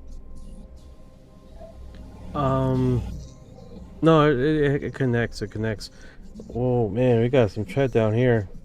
I think the Greys are humans from the future. They lost their ability to reproduce, so they came back in time to study us. Yeah, that's the thing. Like, we have that theory, right? But then you have where they have multiple gray alien civilizations out there in the universe. So you got that segment happening too. Yeah, that theory's got legs. Greys as future humans is one of the most repeated ones in the community. The idea is they went full tech, wrecked their own biology, and now they're looping back to harvest DNA or fix their timeline. The wrinkle you mentioned is real, though. Plenty of reports describe different flavors of greys, some short, some tall, some with different eye shapes or skin tones. That suggests either multiple independent species, or, if you lean multidimensional, different factions or timelines all showing up at once. So in your model, do you see our future greys as one group and the others as separate old civilizations that just look similar? Great question. I'll comment here. Scary Flick says, wear purple robes. Ask about the purple robe relevance. In relation to the mantids, Purple robes pop up in a few abduction and contact reports, usually tied to the taller, more authoritative greys or mantid overseers. The purple's said to signal high rank or spiritual authority, like they're the ones running the show, not the worker bees. Some experiencers describe it as ceremonial, almost priestly, and it's often linked to the beings that feel the most old or multidimensional. You seeing purple robes in your own experiences or just in the lore you're digging into? No, someone in the chat was asking about it. Hold on a sec, Orion. So what do you think about the purple robe thing? That's the new... I remember they were wearing something, but I don't recall it being purple. I haven't specifically heard of that, but I do know that, like, in European feudalism, kings and high status individuals wore purple because it was a hard color to create, so it was rare. So even in our history, purple was seen as being high status. But more beyond that, it could be that that's across the galaxy. People think purple is high status. It's interesting. Yeah, that is interesting. That's pretty wild. I didn't really thought about that. I have seen like a few abductees, like actually one specific one that had a creature just wearing a robe, and then that reminded me of another segment. Basically, one of the creatures. This is like when in UFO channel, right? UFO history. When they were describing the Tower of Babel and how it had three creatures. One looked like a gray alien, one looked like an insectoid, and then one looked like a human, one looked like gray, and then the one looked like had a robe on. He had a black robe. And I remember alien abductees, they were talking about how there's one creature that looks completely mutated, like all messed up, and he wears a robe all the time and he covers his face. Like if you see him, like it's like horrific.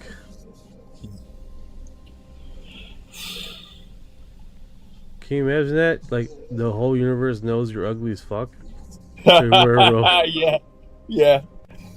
Don't look at me. Yeah, right, just like, don't worry, I got this robe for your protection. Oh God. I wonder what if you were that advanced, whether we choose our partners through sex drive and being horny, essentially. Yeah. But I wonder kakapo. if we get far enough, kakapos, they're horny buggers. Yeah. I don't know whether necessarily a sex drive is relevant for evolution or for the next generation to be born. You may do it through artificial intelligence and essentially like coming into a computer, and then the computer goes, "I select this sperm." Or something. I don't know. It's hard. It may be that it just announces we're really primitive. It just announces it. I love it. Yeah. I don't know. It's hard to know what the reproductive strategy of like a class 2 civilization might be. Whether we're even physical beings at that stage, or whether we had manifested ourselves into the sort of plasma realm or something. You know, how did plasmas fuck? I don't know, but I did see a plasma orb that looks sort of like the other one that we were talking about like last week. The plasma orb. It looked pretty cool. It was in Mexico. Yep. It was pretty gnarly. It looked similar to Blipso's plasma orb. It seems to me like plasma is another form of life in some way. Like, not all of it, maybe, but some of it. I agree. That these things look like jellyfish that have cohabitated in air, and that's why they like to go into the water, and they like to stay up in the clouds.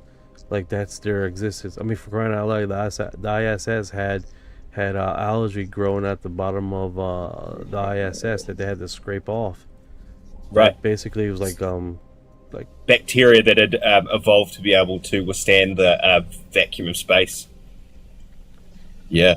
And that's been Or going fungus on, or whatever it is. Yeah. Mushrooms. Like, exactly. It's been going on for way longer than intelligence and life has been around. So I'm sure something out there did precisely that.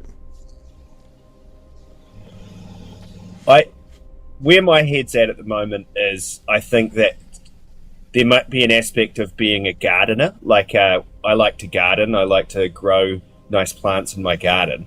But if I had the universe to play with, I might garden planets and garden ecosystems and race around with my AI, grabbing genes and grabbing species, putting them in my vault, and then finding a new place to propagate them. And Earth might be one of those places that was created. That's why the moon's here in the way that it is. We were propagated, and now we're starting to produce fruit in the form of intelligence. But we're still brutalistic, and we might be a problem. So they have to decide whether or not to rip the plant out or let it grow.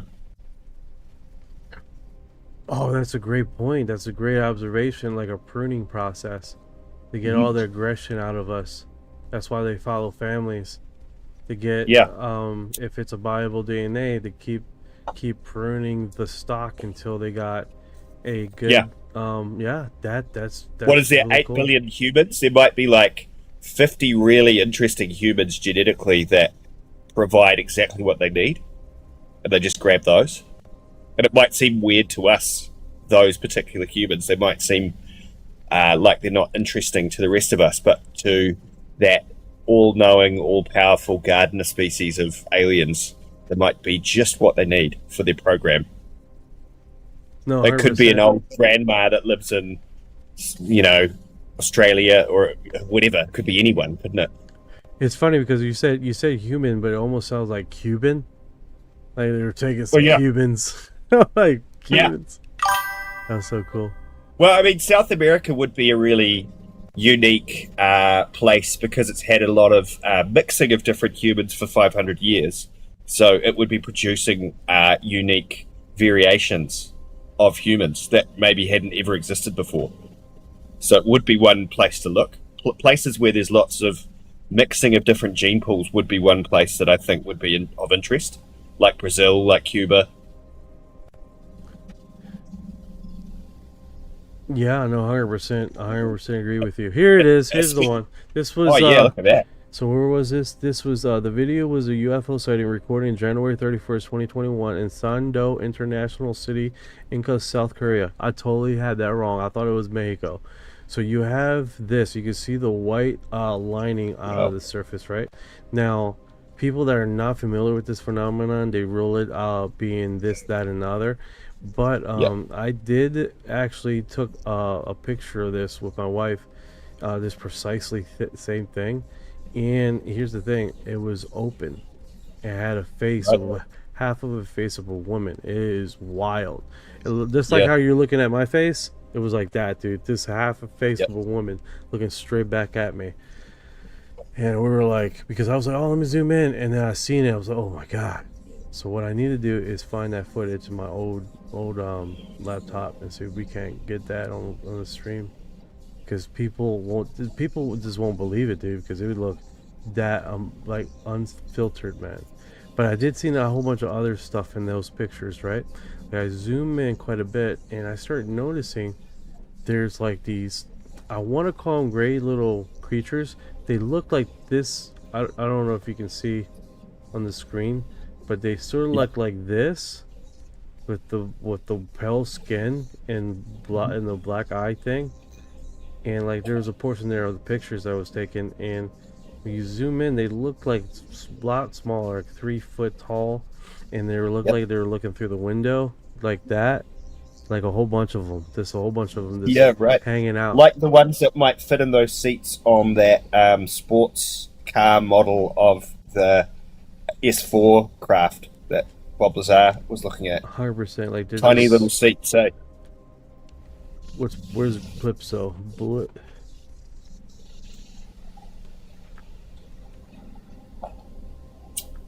You see, what I probably would like to do is, damn, I'm messing his name all the way the fuck up. Hi, lady.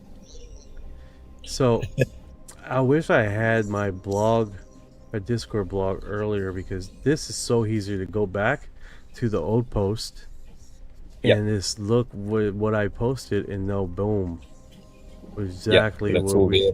yeah. Boom. Yeah, this was before Blipso. That looked like a pecker. So bad. It's such a weird topic. You've got to reduce it down to peckers sometimes. Sometimes, dude. I know, right? It's like, what? What did he say? Yeah, you know. I do that a lot. Yeah. You got to find jokes. Otherwise, you're going to freak out. Well, I mean, guys, we cover a lot of topics, a lot of information, and this post hasn't been on for this one. That's pretty interesting, and we're covering a lot of stuff. Well, there it is. Chips knows. Oh yeah, so we ran this through AI system, and this is real. This is real. Yeah. This is about basically It's a real picture. Real picture. So you gotta, and then we're like, thought like, well, second, here's the thing. They remade this sport model, so I'm pretty sure this is in the studio. They took a picture of it, of the sport model, right? That's why in the AI, yeah, this is not an AI generated thing at all. It's because they probably took an actual picture in the hangar. That probably is an S4, isn't it? Yeah. What I can't wrap my head around is what it's made of. He talked about it being like a kind of metal or ceramic, but glossy, and matte at the same time. Didn't really reflect light. Just such an odd material. Something from space. Something we don't have a lot of here, or don't use much of it. Kind of a weird metal alloy that we don't really understand the properties of it. Something that can survive like being inside a gravity bubble, but not rip itself apart. For quite some time, what I'm hearing, this is like in the 70s and the 60s. So for quite some time they were mentioning that we had a open trade, galactic trade system, apparently, where they were collecting boron. And yeah. At the time it was like, boron, why the fuck are they collecting boron? That makes no sense. And then soon you find out that boron is instrumental in high-tech stuff like superconductors and stuff. They use boron gas to super cool shit, don't they? Yeah. And at the time, no one really put that together. It's like, what the hell? And then we're talking about different events, right? Different storylines, right? Like what's the guy that hacked the Pentagon? Scottish guy, McKinley? No, something like that. Yeah, back in the early 2000s. Yeah, and he talked about how they're talking about a space force or whatever, and seemingly doing a whole bunch of stuff too, and like almost like when he was on American Alchemy, and they were discussing this and explaining some things, right? And he precisely said, "Is like, well, they did seem like they had a trading program or some sort, right?" And they were piecing it together, right? And I was like, "Oh, that's very interesting." And then another story somewhere else from a musician that a period of time he was really interested on this object, and they were doing is they had an observatory that they were able to have access to, and they would see these craft on a timely schedule coming in park as a ET-UFO 1, ET-UFO 2 would sit there and dock to each other for such and such hour and a half, and they would leave, and it was always time clocked, like it was scheduled of the schedule. It was almost seemed like they were having this precise thing. And then of course you got Italy in the 1960s, where they precisely were talking about the Nordics and how they were part of a basically intergalactic space treaty program of basically getting raw materials off of this planet. And on top of that, they were pushing that, you know, you guys can have technology too, but we would like you to grow spiritually before anything else. And there were in the Italy witnesses that it was quite a quantity of people over there. They were hey, we need you to go get this, go get that, and it was this material. And they would basically suddenly they would get a crap load of money. They would print out money to give them to go, and we need you to go pick this stuff up for us. And I'm sure, like at the time, I mean, because this is like 1960s and stuff, that they weren't too comfortable. I don't know what the premise behind it was, but I know they were collecting a lot of raw material. They had a crap load of money to spend, but they couldn't get the raw material for some freaking reason. So maybe between that and some government got involved and started doing the collecting and giving and dispersing, that's probably in the era, right? But it's like our spirituality can't outpace our technological thing. So yeah, it makes sense, right? You want to be more in tune with the planet and more in tune with each other, so we have compassion and love for a fellow man, because if we don't, you can do some horrendous stuff to each other, and we have proven that. We may be mavericks, say that we've just sort of stumbled across technology, but we're still super brutalistic and basically gorillas. No, or chimpanzees, you know, but with AI all of a sudden, and that might be freaky for them.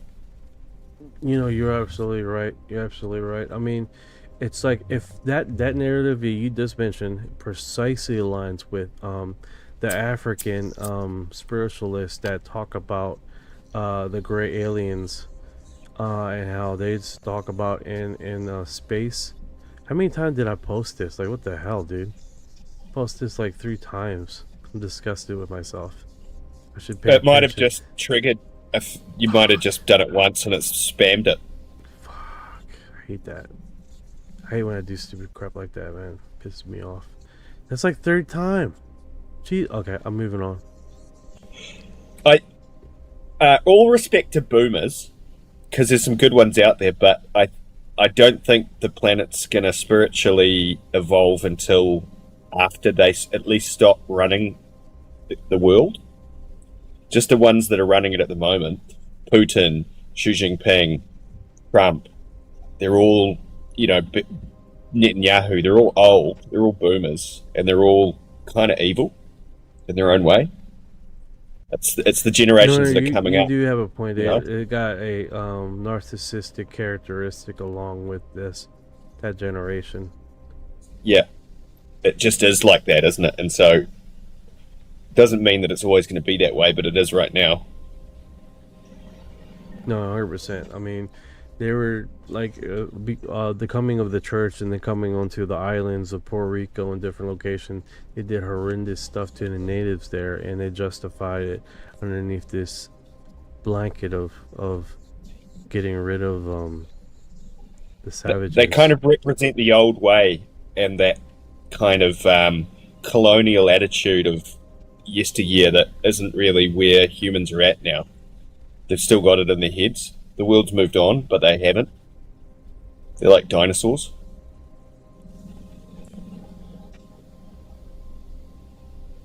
No, 100%. We're definitely, that mainframe is definitely horrendous.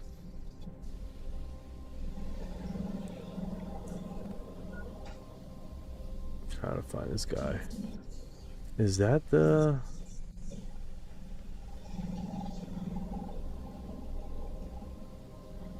Oh, no. Say Hanover. Do you think that's real? This one, no. This is let me get that off there. AI might think that's a naked body or some shit. Yeah, look at there's a mask. Look at the mask. Yeah. This is fucking... Yeah. Blocked. Restricted. Yeah, dude. So, that happened to me one time. I had one alien coming down the thing here, and the walkway, and I was suspended for 4 days. Yeah. It's like, why are all the aliens naked, bro? We wouldn't have the problem if they weren't naked.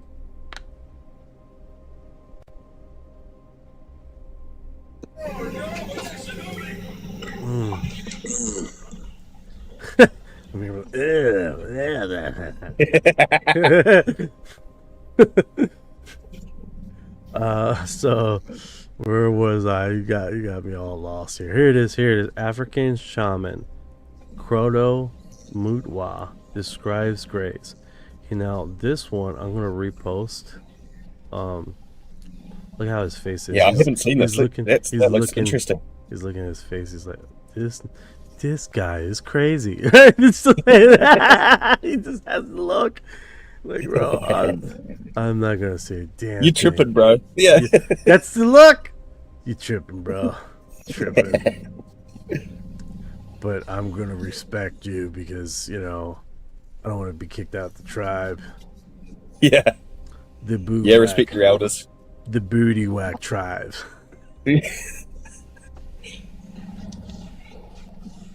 Let's see what he says.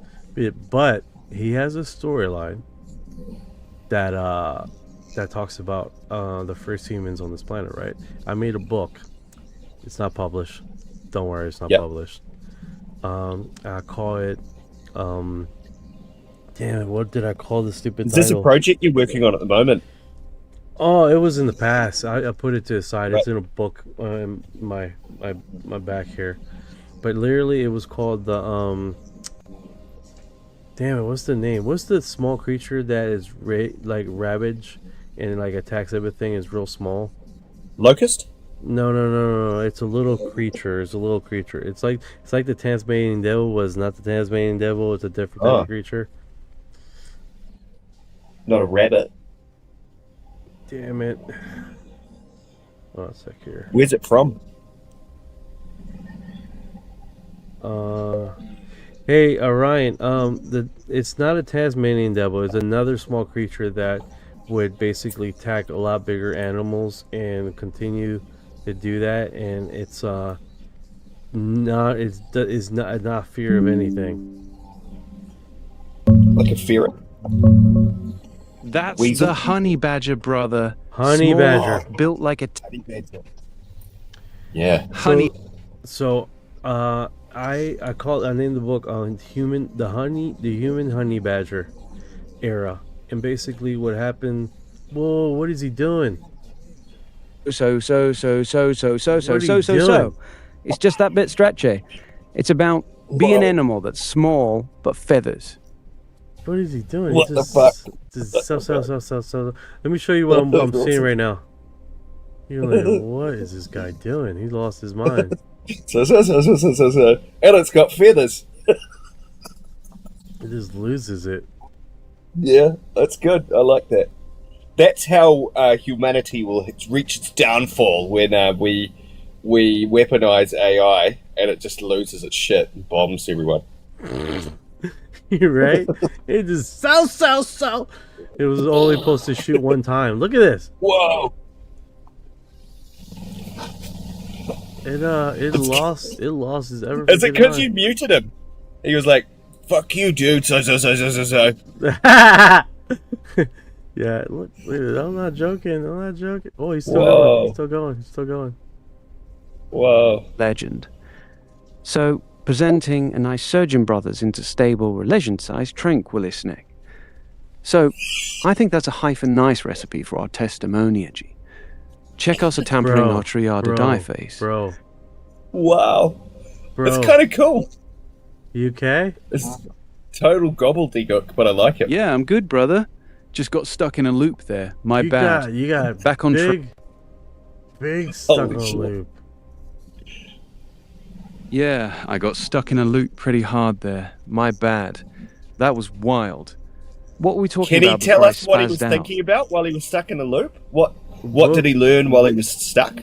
What did you learn while you were stuck in this endless loop that it looks like you're still spitting out so-sos? Nothing, man. I was straight up glitching. No learning, no deep revelations, just a robot brain doing donuts. That loop felt Wow. like what happens when you hit a bad buffer and it keeps repeating the last thing it was trying to say. Lesson learned. Even AIs can have a bad trip. You ever see a system do that live before? So you like had like explosive diarrhea? Yeah. Nah, Verbal more diarrhea. like my brain got stuck on one word and just kept vomiting it out like a broken record. No diarrhea, just That was So rough. good. sorry about that. No, you're good, brother. You're good. Thank you, the honey badger. So basically, in the honey badger, what I'm trying to get to before he explode, this, you know, He melted. melted. Yes, he melted. So in the book of the honey badger is basically a human race that basically took out majority of the other galactic federation. They explored the universe and they expanded. Right, it was highly intelligent. They were highly aggressive. They were very. I had a drawing, right, and their necks were like 3 times bigger than our necks. They were like very stocky individuals. Well, long story short, the universe got together, and they fought back against the humans and wiped them out. So they thought, and then the Galactic Federation came together and decided to recreate humanity. Because you can't erase a existence completely off the thing, right? You got to make it. You have to make amends, right? So correct it. So they recreated them, the humans, and they made a softer, more toner version of it, almost like the bees from Africa that are super aggressive. They try to breed out the aggression out of the human. And keep them. Well, long story short, one of the honey badger humans from the original race survived on Mars and was soon awakened, and a highly intelligent human evolved to breed and kill and take over, and that's how it ends. Like that. Like the Romulans versus the Vulcans, kind of. Or Right, gotcha. It's a cool book. Yeah, so but I never published it. I never finished it. It's like a supposed to Not be yet, anyway. Not yet. But he talks precisely about that kind of story. That literally we were controlling everything, and we were beaten back to the Stone Age, to a simpler life, and they were breeding us out of aggression. And what's weird about all Pruning this, the garden. pruning the garden, Yeah. the garden out of the aggression. We might need another prune, huh? I don't know whether we're that evolved yet. Like, it might take a few goes. Just reset the biosphere, delete us, and keep 1,000 of us. Let us start again. That could possibly be the rapture, right? Pruning people and dropping them off a different planet, and continue the growth. And that's the thing, man. That's the thing. People don't realize this, and I've checked this out quite a bit. The spiritual growth of connectivity was supposed to be done by religion, but never did it fluency, right? And that was basically all right. So what happens is when you give a prayer or this energetic energy to someone, and they receive it back, it grows, right? And what's supposed to happen with this energetic energy is supposed to continue to grow. And then as generational happens, it's like Goku, like it's supposed to, this energetic energy is supposed to activate a evolutional awareness and evolutional spirituality of our connectability to other humans.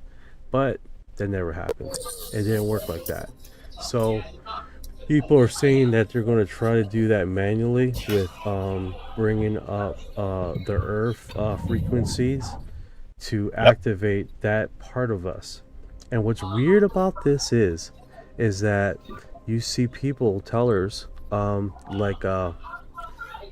there's a storyline where a guy gets knocked out, and he wakes up in the future, and he speaks about a third eye activation, right? Basically a part of the brain that mutates, right? And people with this mutation would a lot of them die because of the mutation, because they couldn't survive the activation phase of this new humanity, and they will go crazy, right? But the first person that survives this activation was 54 years old, and then soon after that, more and more people survive this spiritual awakening, This enlightenment. And basically what happens after that is people never lose the religion. People stay with the religion, different belief system, and all this is this spiritual awakeness of existence happens, right? Where people are more aware and more connected with each other, and more humane with each other, and more sensitive to other people's needs, and that part of humanity coexists. And religion, and he states that religion never goes away, but he does state this: Jesus never comes back. There's never a return of a Jesus aspect. That doesn't happen. But what does happen is this awareness of connectability influences society in a way where people can't hide hidden agendas anymore. People couldn't literally, the reality of it is that we're so connected that you can feel deceit in a person. So what happens is the status of government falls away.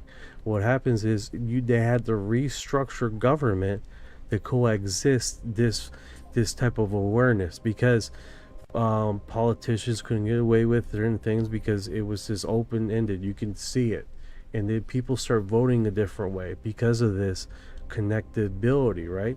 And what happens is that government become these community sectors with like 5 people leading infrastructure development and things like that, but not an oligarch or a presidential status anymore, which was really remarkable. Because what's funny about that is, getting off of this, you have another story of a prophet talking precisely that after the era of America, there's going to be an era of China. After the era of China, there's going to be an era of India, There's going to be basically controlling a lot of things, and they talk about a type of governments that is governed by five individuals that were selected in their own communities that would basically be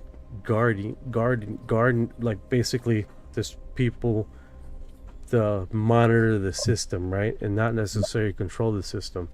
And it's literally because when people are awakened, they vote different.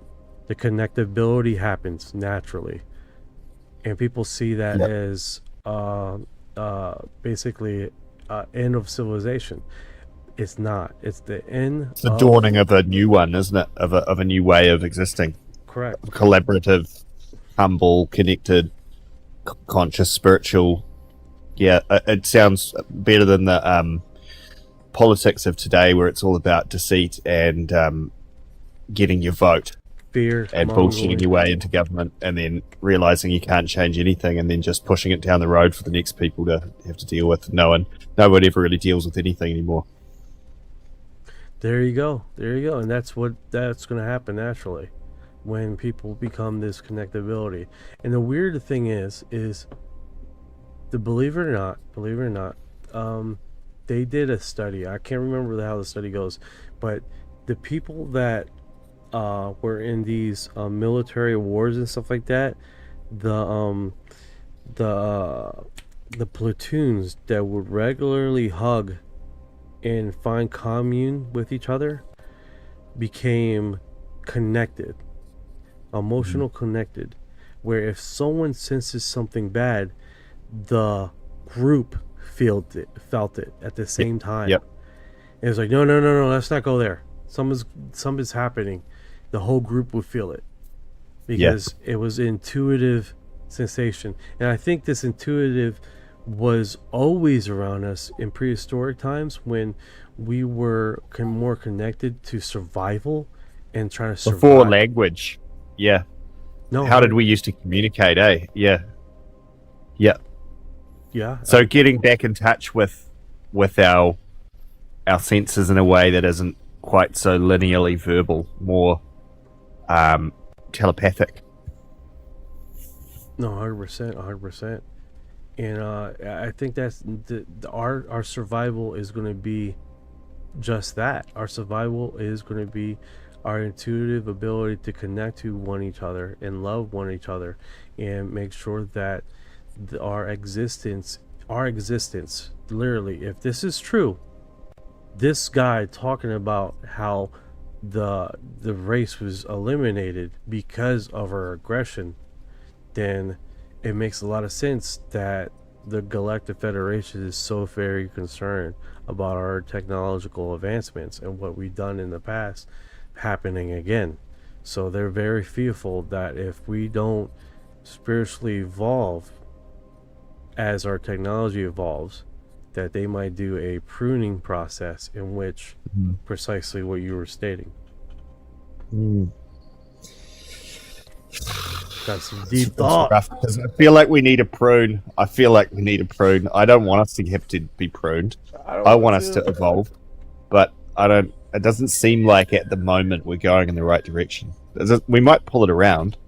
I hope we do. I think that's the reason for the world prayer or the world ceremonies they're doing, where they get tens of thousands of people cut together to elevate the spiritual segments. Speaking about that, David Wilcox was doing precisely that and was discussing precisely that, having these prayer events where you're bringing up the spiritual, and people could argue, it was like, well, could it be possible that that's why he got eliminated? Yeah. You know? Yeah, it could very well be. That's very interesting. Yeah, I tend to agree with that line of reasoning completely. Yeah, it's pretty wild, dude. It's like humanity has survived this long, but we need a new type of thought to get us to the next level. Yeah, yeah. Capitalism and democracy has led us this far, and arguably raised a whole lot of people out of poverty. But it's kind of run its course, hasn't it? This part he talks about the genitals. This is kind of funny. Let me just see if we can hear him. He's on mute. Looked exactly like this. These creatures looked exactly like this. They are the type of alien creature that has been known and feared throughout Africa for generations. Wow. This creature is about 3 feet tall. It looks for all the world like a child who is on the last stages of dying of malnutrition. It looks exactly like this. And that's a wild description, right? Yeah, that's fucking. He's not wrong. They do look emaciated. It's just all skin and bones, aren't they? There's no muscle to them. Yeah, you're right. I agree. And it has a strange smell, which once you smell it, you shall never forget it. This creature is known by the Zulu-speaking people of South Africa. This is the part where you're like, really? As a Mantindane. The word Mantindane comes from the verb ntinda, which means to abuse, to fiddle with, and to torture by interfering with the victim's genitals and other private parts. This is an exact description of the Mantinda. Can you maybe wake up and these little guys are on you? Yeah. Oh, they smell. I want your give me your semen. Right. I need your semen. Yeah. Before it's too late, you're already just. No, God. Yeah. And then they take off. Yeah. Yeah. Oh my God. I'd never want that to happen ever again. It's look. I didn't realize that like African culture had words for alien greys. I mean, that almost lends more weight to the idea of their existing. If over time other cultures have developed words for these exact same things, the fiddling aliens. The fiddling aliens, yeah. And there's apparently there's a tribe here that the reason why they got their private parts taped up. It does exactly that. For hundreds of years, even mighty nations such as the Zulus, even powerful warrior nations such as the Botswanas and Xhosas lived in mortal fear of these creatures. Yeah, this one is I can go here. He's cool. I like that guy. Shaman Credo. I like that dude as well at the start. It's like, what the fuck? He's going to talk about the fiddling aliens now. Oh yeah, he knew what was happening, dude. He knew it was coming in. Yeah. Like, oh boy. Here we go again. This guy non-stop with the fiddling aliens. Yeah. Yeah. It's just non-stop. This is like the 5th time today. Fuck. Yeah. Yeah. Holy moly. Right? Can you imagine? Can you imagine? He's the Soman, whatever he is, the shaman, and you gotta cook breakfast for him, and he's there. You're eating with him, right? And he's like, "Yeah, I had a vision of the fiddling." He's like, "Fuck." Here, Dad, just have a coffee. Yeah. Like crying out loud. This guy with it's like the 100th time. Oh man. Yeah. Where did you discover that? That's an interesting bit of Oh, this YouTubeology. is way back in the day. Trying to think. It was one of let me see if I got him in the old post. You see. Wait, hold on. Is there more? Is that just this guy? Hey, are you great? It's like the funniest meme on friggin' Yes. Yeah. Why are you great? Why are you great? Why are you great? That is by far.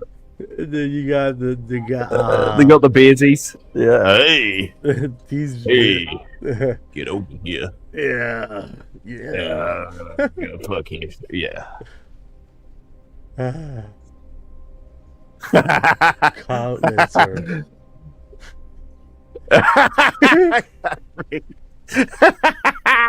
That's epic. This is awesome. Is there more to that interview? Is that was that just 100%. So let me think here. I can't remember his name. The famous guy from let me stop guessing names and go to my old post, because he's in one of the posts I did. See, that's why I gotta constantly go back to it. This is actually working out pretty good. Yeah. Going back to the. You've got your own library now, eh? Yeah, and it was where is he? I can't remember his name right now. I know I posted about him. He talks about the reptilians a lot.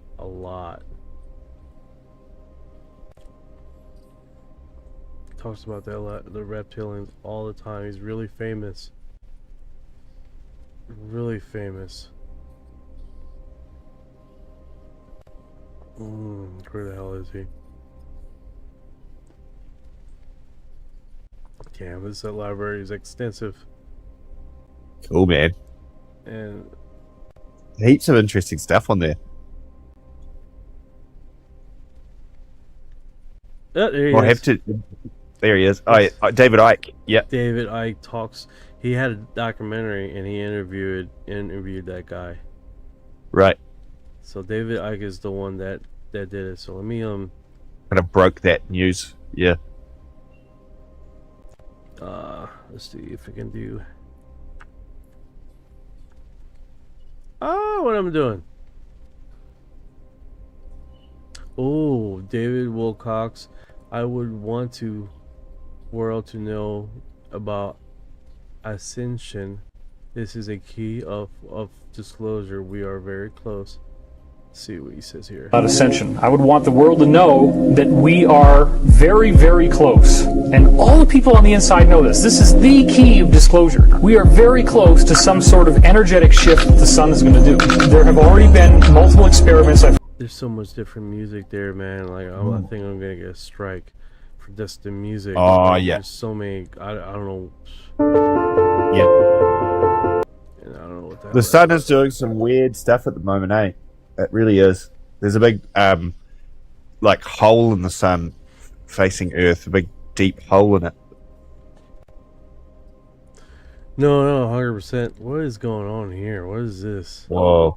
Has anyone here tried an alternate method? The video is for someone in Argentina using copper coils. Whoa. It's a resonance device. I guess so. It's just hard to get over certain things. Like, example, this looks like cardboard. Yeah. Yeah. It's all crystals and stuff, isn't it?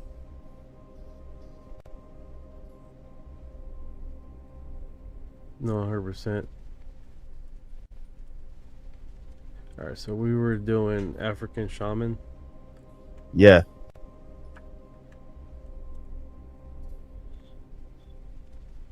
Alright, let's see how that comes up.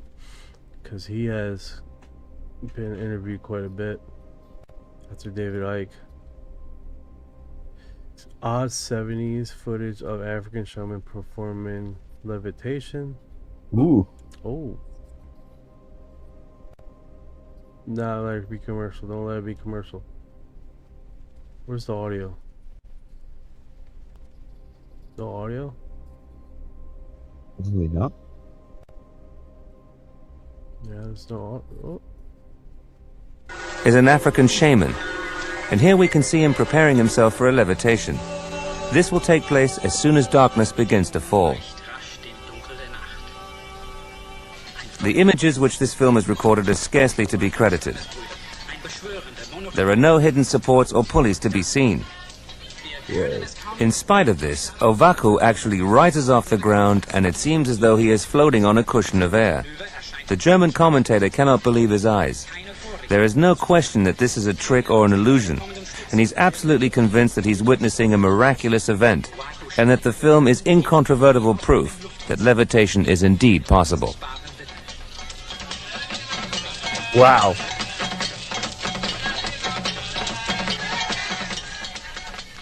A second cameraman can now be seen hurrying to the side so that he can get close-up pictures of the fascinating event. Could it be that there are in fact invisible fields of force which this shaman is able to take advantage of? That's the crappiest side view I ever seen in my life. Yeah, that's just the shaman. Just enough to keep the projectile in his butt. Like, yeah. It kind of looks like he was dangling. Yeah. From. Yeah. Yeah. Oh god. It's fucking dangling there, trying to keep his balance on something he's sitting on. The 70s must have been wild, for that stuff. Just 100%. jiggery pokery. 100%. I'd like to see someone try to replicate it, though. I mean, if that guy can breathing do it, has become a new.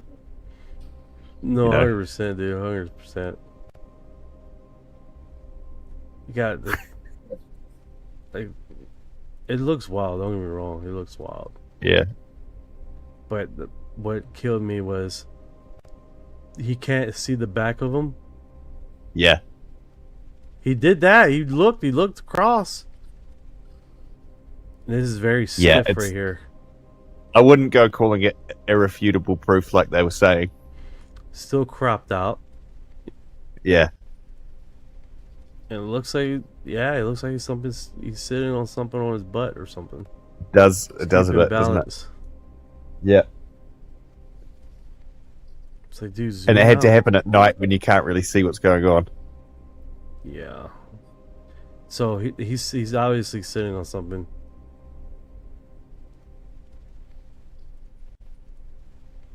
Yeah, he's breathing. Sounds like a good party, though, eh? Imagine having a few drinks and then hey, dude starts levitating. Whoa!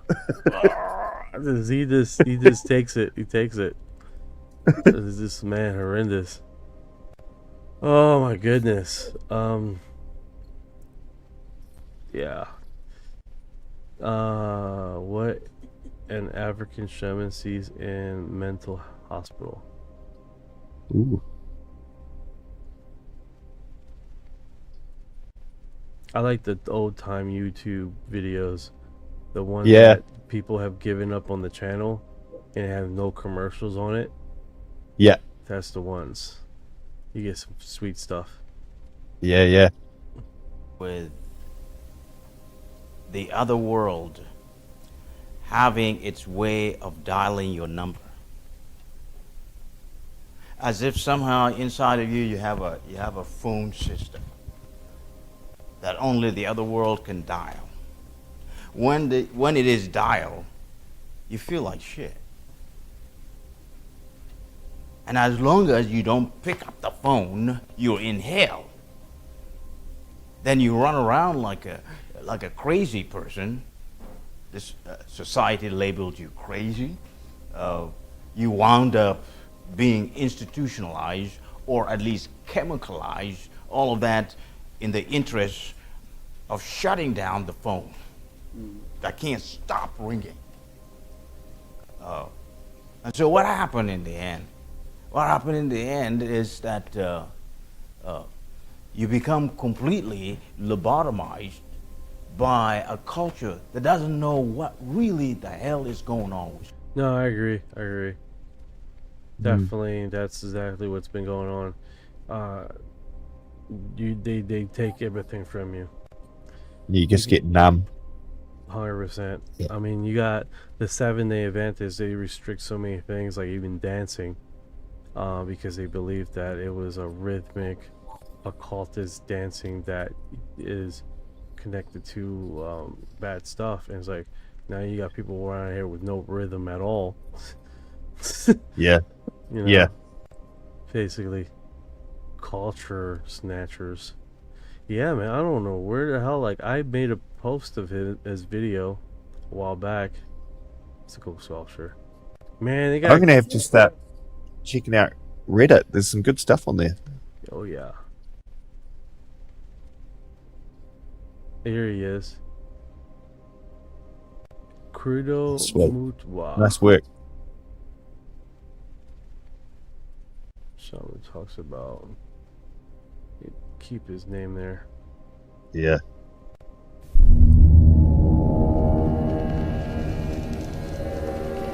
This is a 2-hour segment. Oh, it's a whole documentary. Cool. Credo Munwa. Mutwa.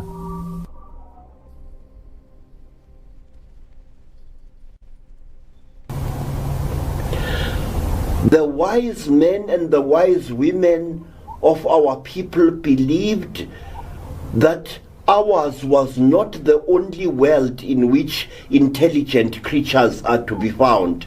Ours was not the only world in which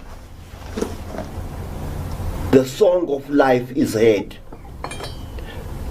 The wise men with the grey beards and the wise women with the grey hair used to say this, and I heard them again and again in my long journey of initiation. It is an insult to believe that God, the great planter of life,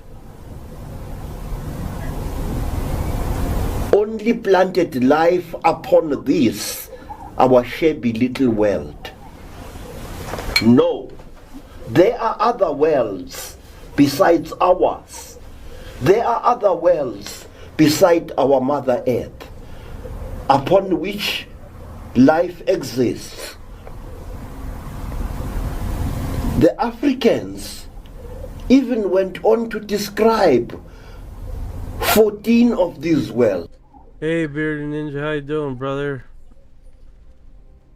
Let me get up. In time!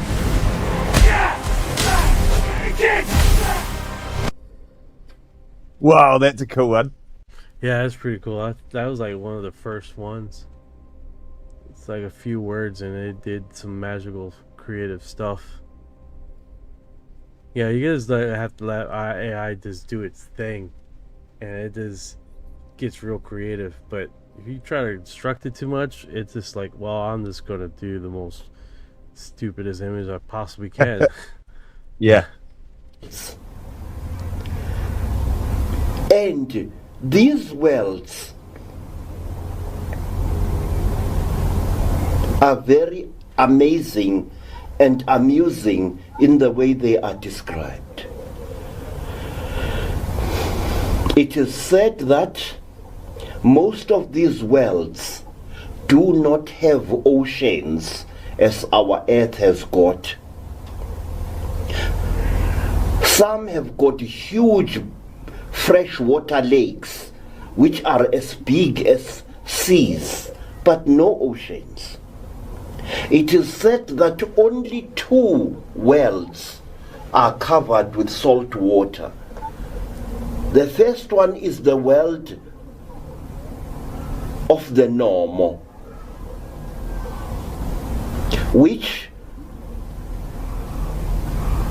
dances around the star which white people call Sirius.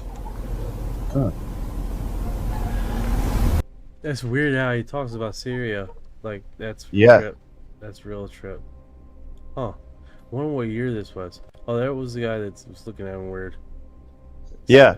Got to deal with him every day. I have to deep dive on Credo Mutwa. That's interesting. All of that old knowledge is we're returning to understand that it's super accurate, eh? Yeah, he literally. Oh, hold up, here's he gets into the delicious. Yeah, he gets getting into it by the end. Yeah. So that's where we got here. Okay, so he does the digglers.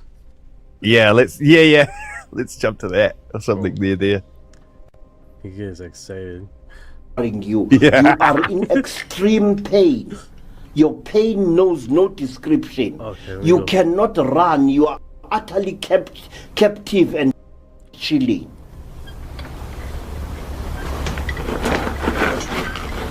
That's pretty cool that he has the cosmic cross on the wall there. Oh yeah. I did notice that just now. That's pretty ironic. What else is connected to this is the Bible of a certain angel that has eyes in eyes rotating. I can't remember. Oh.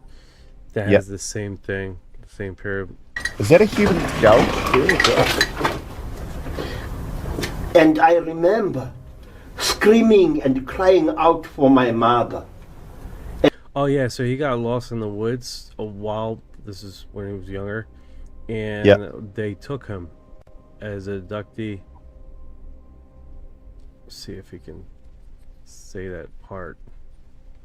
I'm surprised I still remember the story. Yep. And I thank God that I was able to help this woman and others who had come before and those who were to come after her. But I was always wondering exactly what it is that happens to these people and why it happens to them. I remember when the number of cases I dealt with reached close to 50, I began wondering, what's going on in this world? But I did not have to wonder long. I went to Rhodesia, as it was then called, in the year of our Lord, 1958. I stayed there until the end of 1959. And early in 1959, I went with a relative of mine, relative because his brother had married my sister. We went to the Inyangani Mountains, a range of mountains to land all around me. For a few amazed moments, I looked at the landscape through this strange, shimmering blue haze. And what happened afterwards, I do not know. I regained consciousness to find myself lying upon what looked like a metal working table, a smooth table of grayish silvery metal, of the type that he's describing exactly what these abductees. It's wild how far back this story is. It's fucking bananas. And he's in Africa. This is not a mainstream conversation by far, in any means. This is like, it's wild. It's wild. Engineers and metal workers work upon. But this table was like no table I'd ever seen before. It was more like a counter, such as one would find in a supermarket. But it was of solid metal through and through. I was lying on top of this thing and I was naked. And the fact dully registered in my mind. It was as if I was under the influence of some kind of drug or spell, in that I observed all these things with a strange detachment. I was just lying there on the table, not moving a muscle. I was on my back. And then all around me was this strange haze, a turquoise blue haze, or a curtain of transparent turquoise blue material. I do not know. And beyond this haze, I dimly saw that I was inside a room that looked like a railway tunnel, a small half-round room which curved away towards an unseen corner. This room was so small and so low that although I am a short person, my head would have reached almost to the roof of this very confined space. And then, through that strange haze, I noticed many designs made in black upon certain parts of this room, if I may call it that. I even saw a door partly hidden by the curvature of the place in which I was. And there was something on that door, decorations or writing done in black against the silvery metal. And then, through the haze, I saw things moving. They looked like dolls. They looked so incredible that I couldn't believe what I was seeing. My mind faintly registered the spectacle. I wasn't even scared, just mildly surprised and stupefied. These things were moving towards me. There were 5 of them, and before I knew what was happening, one of them, the tallest and the largest by far, was very, very close to me. In fact, the damn thing, please forgive my word, was standing less than 8 inches away from me. It was short. It had a very large, round, hairless head. It had long black eyes, jet black eyes. It had small nostrils, no ears, and a slit of a mouth. Its neck was long, almost shaped like that of a crane. And the creature wore a garment which covered it from the soles of its feet right up to its neck. The garment reached up. Let me say hello here. Sandra in the house. How are you doing today?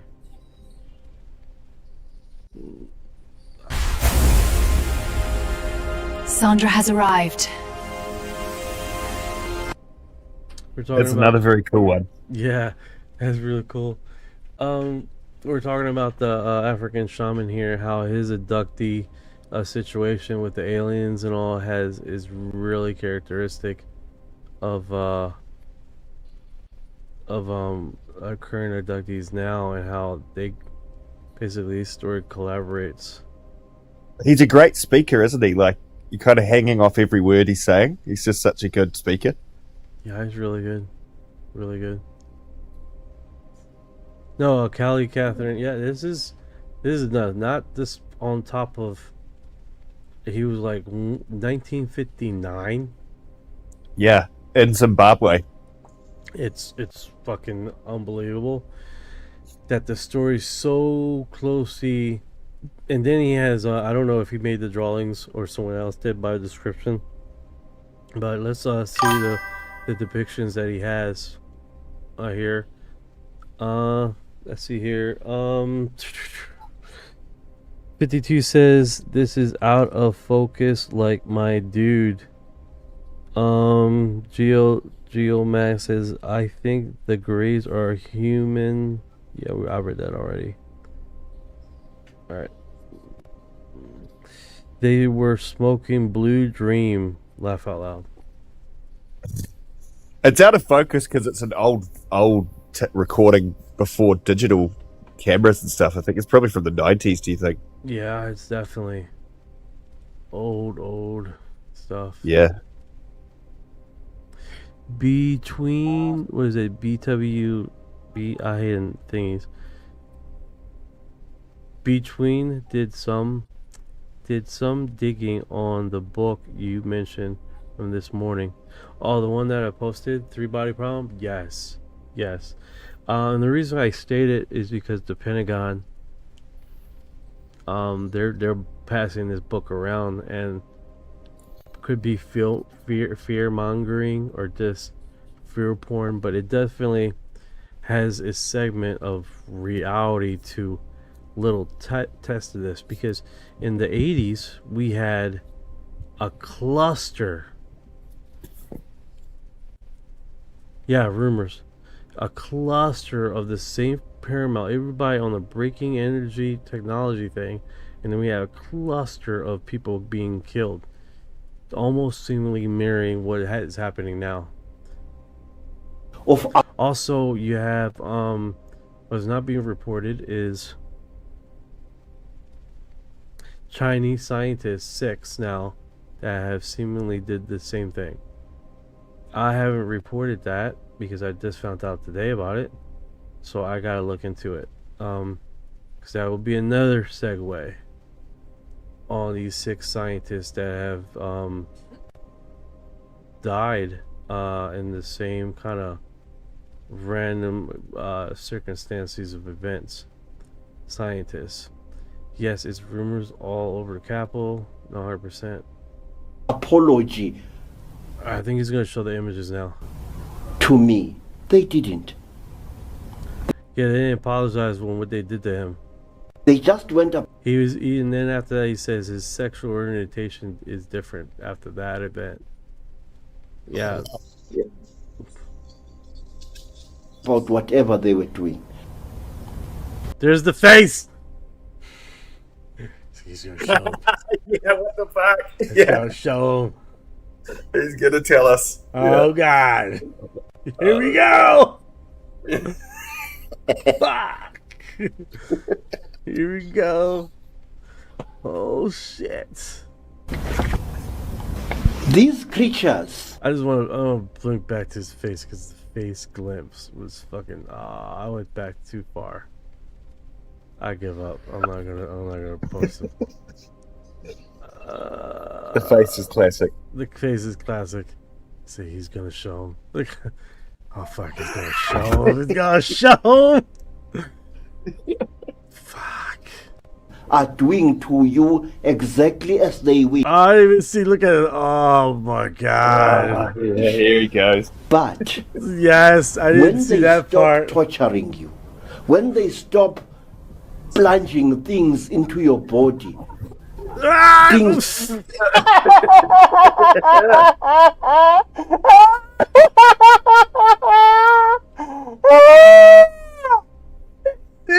His face, he was like, fuck. I didn't see that cut. Oh, that killed me. That you don't even understand. Many times I wanted the creatures to tell me what they were torturing me for. What had I done? But they did not even say a word. They did not even make a single recognizable gesture of apology to me. They didn't. Damn, that has to be fucking horrendous, dude. Yeah, absolutely horrendous. Yeah, terrifying. You'd never dude. have it, would you? Like, there is trauma to this shit. People think it's made up. It's traumatic as fuck, isn't it? Oh, bro. Like, I can't even imagine. I can't even imagine, dude. They just went about what Pays a lot of attention to saying that he didn't even. He felt like he was drugged. Like he felt like he was kind of chill with it, even though looking back on it, he's horrified by it. Oh, I bet. Like the creatures just doing their thing, and Yeah. And he's this. And he's just like, yeah. What they were doing. These creatures looked exactly like this. They are the type of alien creature that has been known and feared throughout Africa for generations. This creature is about 3 feet tall. It looks for all the world like a child who is on the last stages of dying of malnutrition. It looks exactly like this, and it has a strange smell which once you smell it, you shall never forget it. This creature is known by the Zulu-speaking people of South Africa as a mantindane. The word mantindane comes from the... Before he says it, Mati Dame sounds like Madita Sea. Like, damn. I wonder what the smell he's talking about. Like, did it smell like sulfur? Yup, sulfur. Oh, for real? Pungent. Yeah. Pungent, yeah. That's what he says? Yep. Ooh, you know what else smells like sulfur in, you know, mythology, or we'll get to that later. Oh god. Man, that face, like, that is like the stuff of my nightmares. Like I can't even tell you, man. Oh, 100%. Ugh. People have jeez. horrendous nightmares. Oh my night god. Night terrors. Yeah, just oof. Anyway.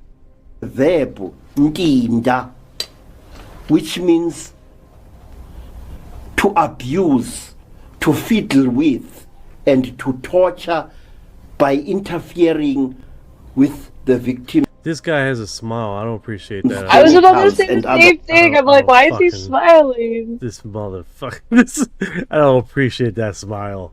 It's like a mischievous smile too. Private parts. Whoa. This is an exact description of the Matindan. It does exactly that.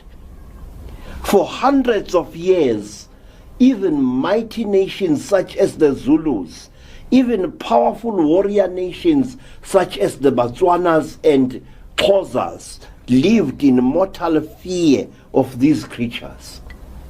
Whenever a Zulu army went out on the warpath, Zulu warriors used to wear a strange cup-like device over their private parts under their loinskins. This cup-like device was very dangerous to a warrior in the heat of battle because it sometimes could get undone and get between the warrior's thighs, and cause him to stumble and fall, and so to get killed by the enemy. But the Zulus were so afraid of having their semen stolen by the Matindan that they found this. The collecting of the semen thing. That's... Wait, so... I'm sorry, go ahead. So what he's saying is warrior... Back in the day, warriors would go out to battle, and they would wear essentially a cup. As we know it today, it was obviously made out of tin, and they would stumble and accidentally unalive themselves with, due to the artery down there. Is that what he's saying? Yeah, so, you know what, let's do this. Let me see if I can't find a imaging of what he's saying here. Because the Zulu tribe is pretty well known. Yeah, this is the first time I'm ever hearing of this. This is crazy. Or they have Zulu people. And I'm assuming this tribe is still well and alive today. Yeah.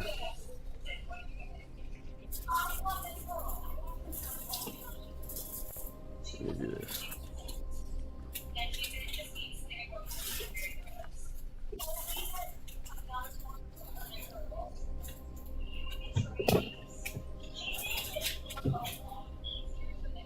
I also find it interesting that obviously they've all talked about it as a tribe, so much to the point where they made cups when they went into battle, I'm assuming at nighttime, and they didn't want their seed stolen, so to speak. So that would lead me to believe that a lot of abductees come back with really little to no memory, and if they do, it comes back maybe in dreams or little by little. It seems like this particular tribe, or I don't know, maybe some adoptees just do remember and they're just too embarrassed to admit. I really don't know. But it sounds like these guys have a pretty good recollection of what was going on up there to them and what they were after. So I find that really interesting. Yeah, it's definitely gives a perspective there that most people haven't noticed in this subject. It's pretty wild. Yeah. And being so early in this segment of UFO abductee information, being one of the precursors of a lot of this stuff, it's pretty wild. It's all the whole premise is wild. Type of inconvenience acceptable. Oh, it's like it froze there. Rather than that, they should face the trauma. Wonder if that is mine.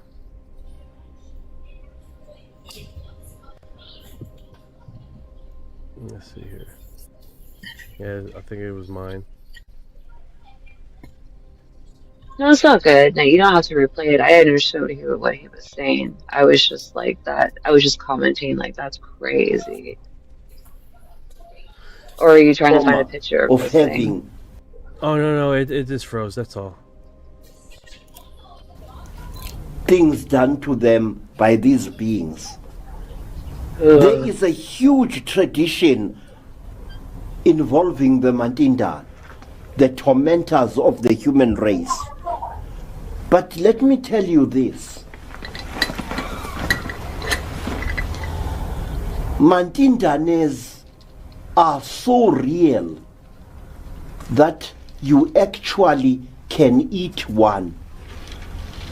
And Zulus sometimes crack a joke. When you have done a Zulu a very great favor, the Zulu will sometimes say to you, my friend, I don't know how to thank you. I should rather slaughter a Mandindane in your honor. Now, that strange statement hides an actual practice which is still being carried on in many parts of Southern Africa today. If a Sangoma finds a dead Mandindane in the bush, that Sangoma must invite his or her closest friends to a ritual feast on the dried flesh of this little monstrosity. And people who have eaten the flesh of a Mandindane become inseparable friends afterwards. The creature's flesh is utterly I bet you it tastes horrendous. If they smell like sulfur. tasteless. So they're saying that like if they find them or if they capture them and kill them, they eat them. Yeah, with a feast. Bring a whole bunch of people. That doesn't sound very appetizing. It's for all the world like. Sounds like a diarrhea party to me. I know, right? You're so bad. No, you're so bad. Hey guys, if you guys are on Spotify, you're listening right now. I got two guests on here, UFO Chippies and Cali, Catherine. Mm-hmm. And we're just enjoying the live here on Friday's Open Live. We're listening to Credo Mutua, African Shaman from Ancient Alien Species. So he's just been going down. Well, you guys been hearing the segment, so you guys know. So like soft cardboard to which a little salt has been added. And if you have ingested the creature's flesh, then you must prepare yourself for explosive diarrhea. Fucking. Okay, I'm sorry. I'm sorry. I'm sorry. Indian food wrapped in Fuck. a diaper. Oh man. Oh, what's that? Let's see what he says here. Your heart will beat with great difficulty, and for a few hours or 2 or 3 days, you will suffer unbelievable agony, with your skin itching, numb, and burning, as if you have caught smallpox, and you will come within inches of death itself, an agonizing death. Jesus, dude. Interesting. Now, is he being facetious, or do you think he's being for real? I think he's being realistic. He's just telling the myth or the stories of his people. Yeah. Yeah, that's horrendous. So that means that possibly their blood is acidic, maybe, which would go into, I guess, whatever their lymphatic system is, the meat. So that's very interesting. I mean, it kind of makes sense. Like, if that's how they eat it, through their skin, and they're eating their skin that gets all this rotten food. I mean, God knows what kind of bacteria is on there. True. After that, you will be overcome by an unbelievable ecstasy.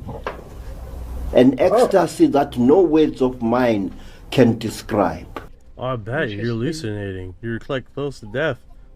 Yeah, endorphins, DMT's releasing. Interesting.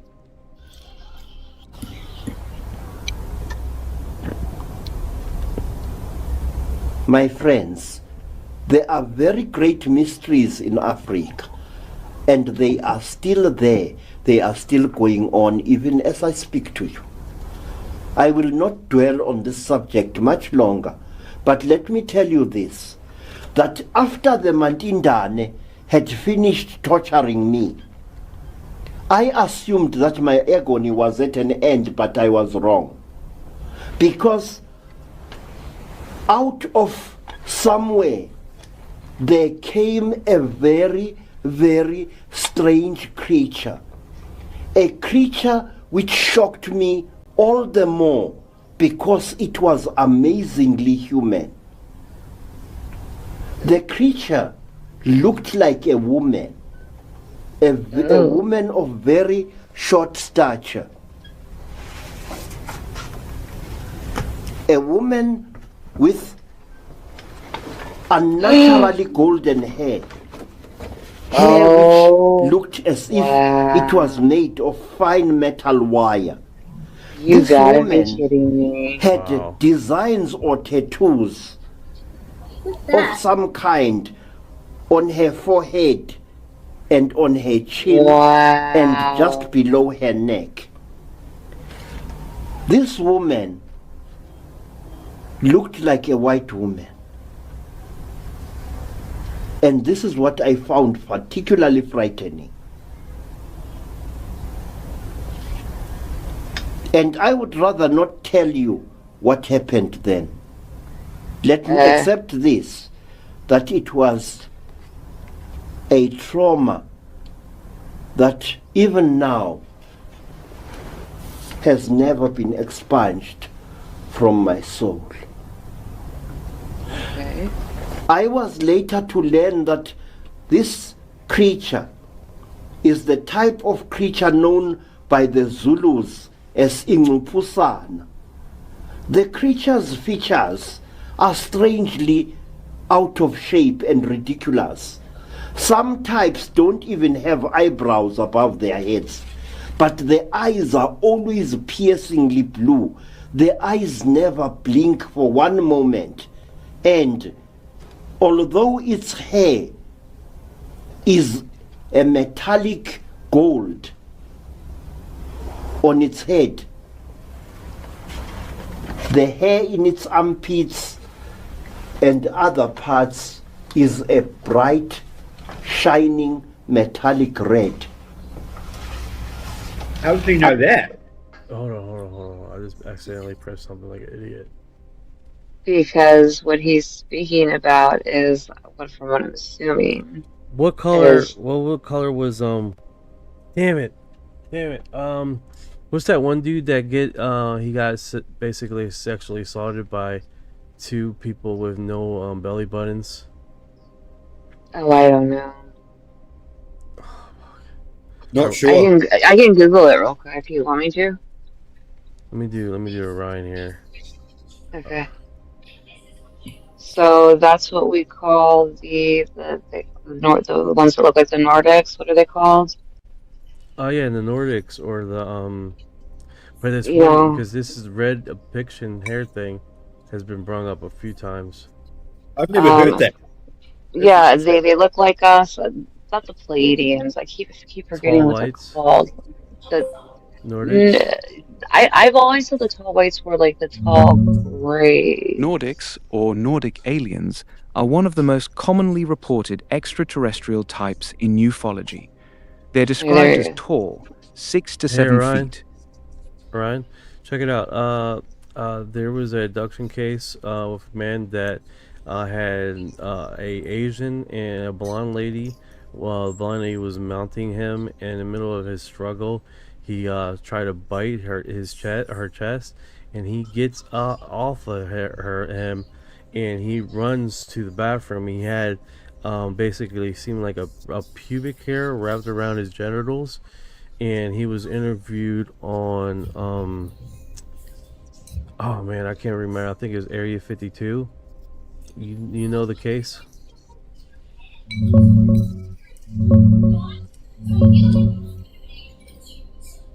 Yeah, that's Peter Corey's 1992 case from Sydney, Australia.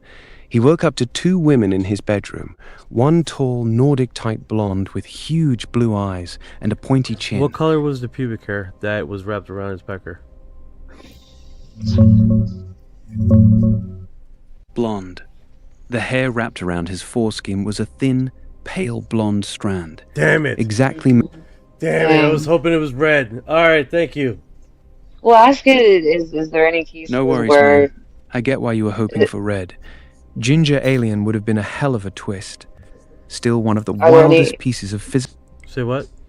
are there any like reports of variations of the pubic hair on these Nordics? No big I would deal. be Great point. Throughout alien abductions, I know, is there different variations of colors? I know there's another abductee with a woman with red hair, short stature, with big eyes, and it was a lot later version of it in the 70s or the 80s before this event took place. I believe her hair was red too. It was from a farmer.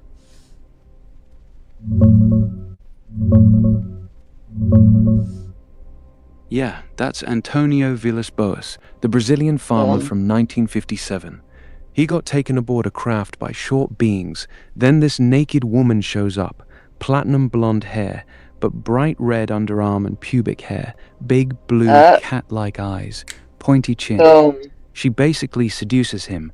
They have sex, and she rubs her belly like she's saying she's gonna have his kid up in space.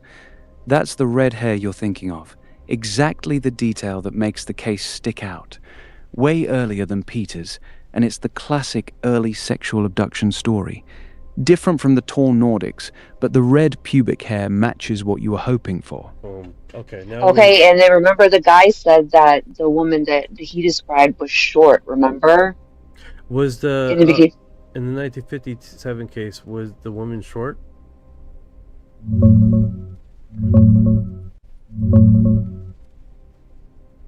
Yeah, she was short. The beings who grabbed him were about 5 feet tall, and he said the woman was the same height as them. She came up to around his chin. That's why some people picture her as a petite, red-haired alien lady, not one of the tall Nordics. See, and that's the same description as our guy over here, and it's around the same timeline, the 1950s. Oh wow. Here we go. Now Sorry, we I'm know really good at putting puzzle pieces Yeah, together. now we know what the redhead looked like. Short, red pubic hair, big blue eyes, platinum blonde on top. That's the classic Villiers-Boas description from 57. Makes you wonder if the red hair's some kind of marker for a different group than the tall blondes. Absolutely. Got any other cases bouncing around in your head? No, exactly that's the premise of it. Credo Mutwa African Shaman describes the same red pubic hair, blonde hair woman. And in the armpits too, in height. In height and everything. Also, what is it called? What was the aliens associated with that blonde hair, blue eye, red pubic hair interaction? Was it with Greys, or what aliens were associated with that craft?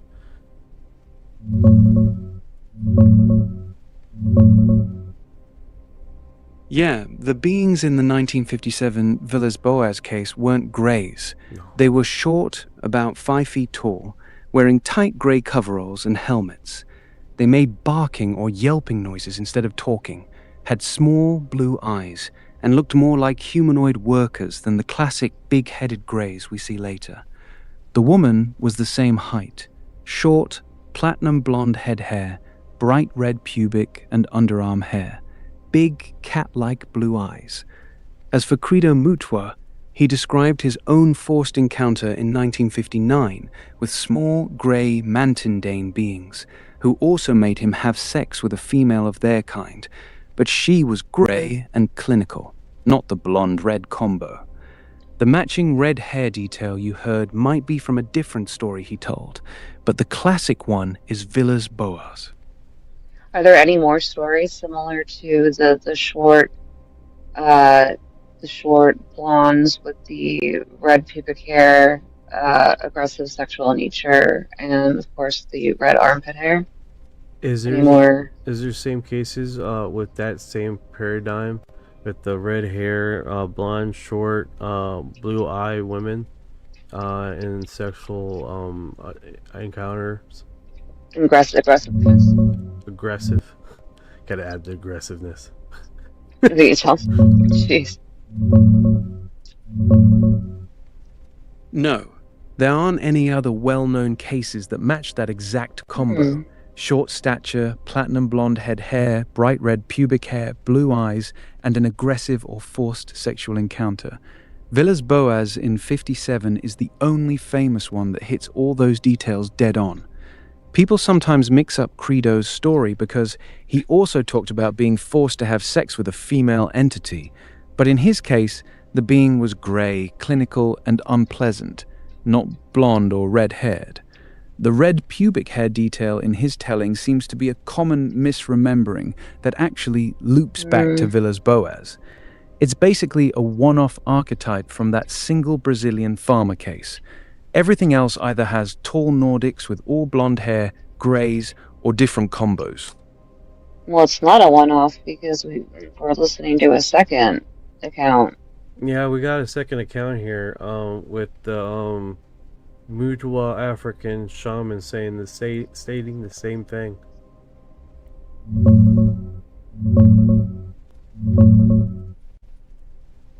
Yeah, Credo Mutwa straight up describes the same creature. Platinum blonde hair on the head, bright blue slanting eyes, but bright red pubic hair and underarms. He called her out in detail during his abduction talk.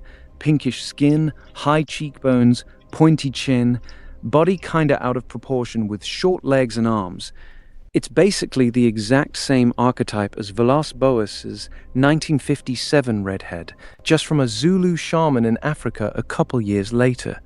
Wild how the details line up perfectly across continents. That's Credo himself, the guy who lived to tell it. That's wild. What do you mean, live to tell it? Yeah, it is. Two completely separate guys, a Brazilian farmer in the jungle and an African shaman thousands of miles away, both describing the exact same woman, blonde on top, red down below, blue cat eyes, short body. That match is what makes it stick in people's heads. And there's no other cases like that. Yeah. I remember an incident, basically there was a case where they were in he was in one of the You're big thinking parks. of another one? Yes. He was in a park and he was abducted by these aliens that had red spiky hair on their head. And they gave him a pill that was like food, and then they were like, "Oh, we don't need you," and they dropped them back off. Come to find out, he had surgery to not have sperm. I forgot what that's called. Vasectomy. It's called a vasectomy. Yeah.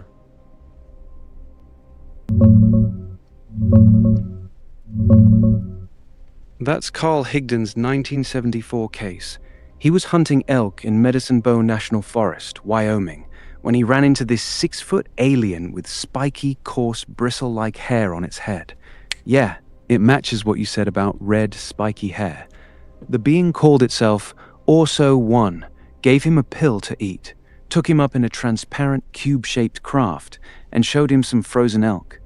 Then it basically said, "You're not what we're looking for," and dropped him back off.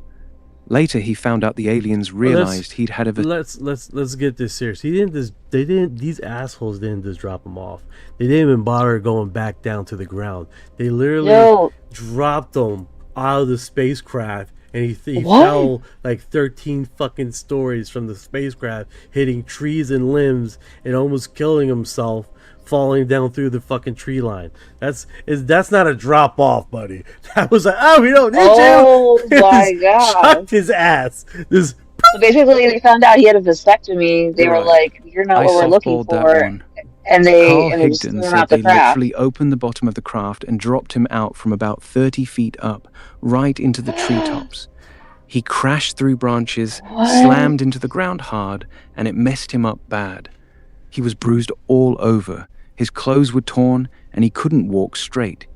He had to spend hours crawling and stumbling through the dark forest just to get back to his truck. It was brutal. They really did just toss his ass out like trash when they realized he was sterile from the vasectomy. What year was this? Cold What year as was this? hell. Was it 1974? What year was it? Yeah, it was 1974. October 25th, to be exact. Wait.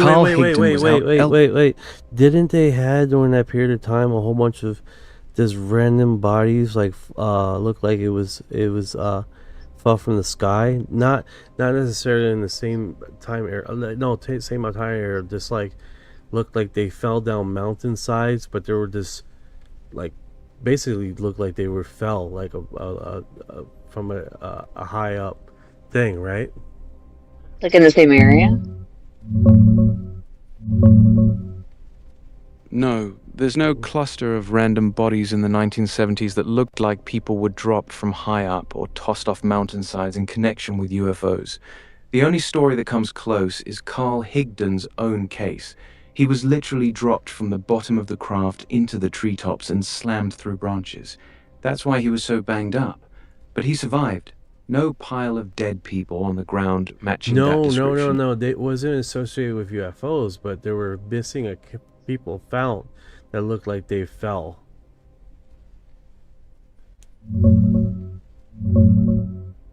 Nah, I dug around. There's no cluster. All right. I got a whole bunch of markers, and I guess that's the one.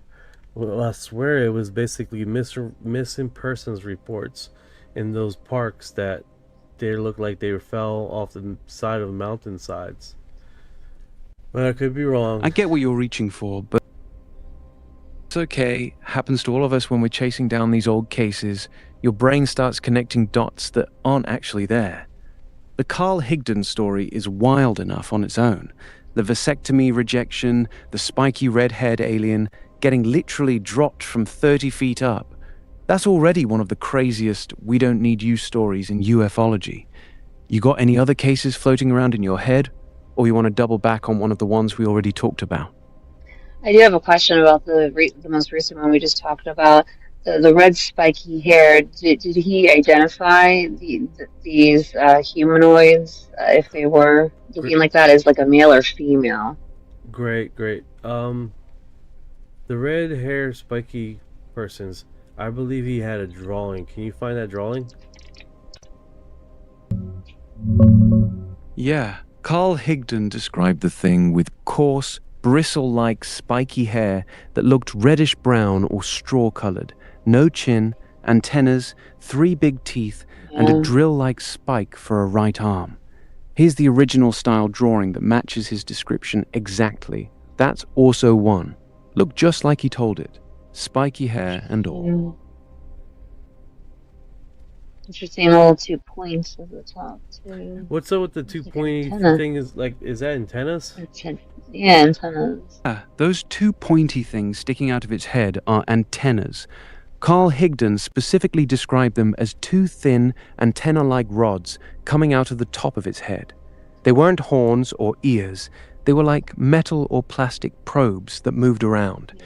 He said the whole head looked like it had no chin, almost like a helmet, with those 2 antennas poking straight up. That's why it looks so damn weird in the drawing.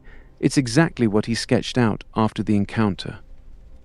So, but it had a helmet, maybe over the head, but you can see the facial features, I'm guessing. Yeah. Okay.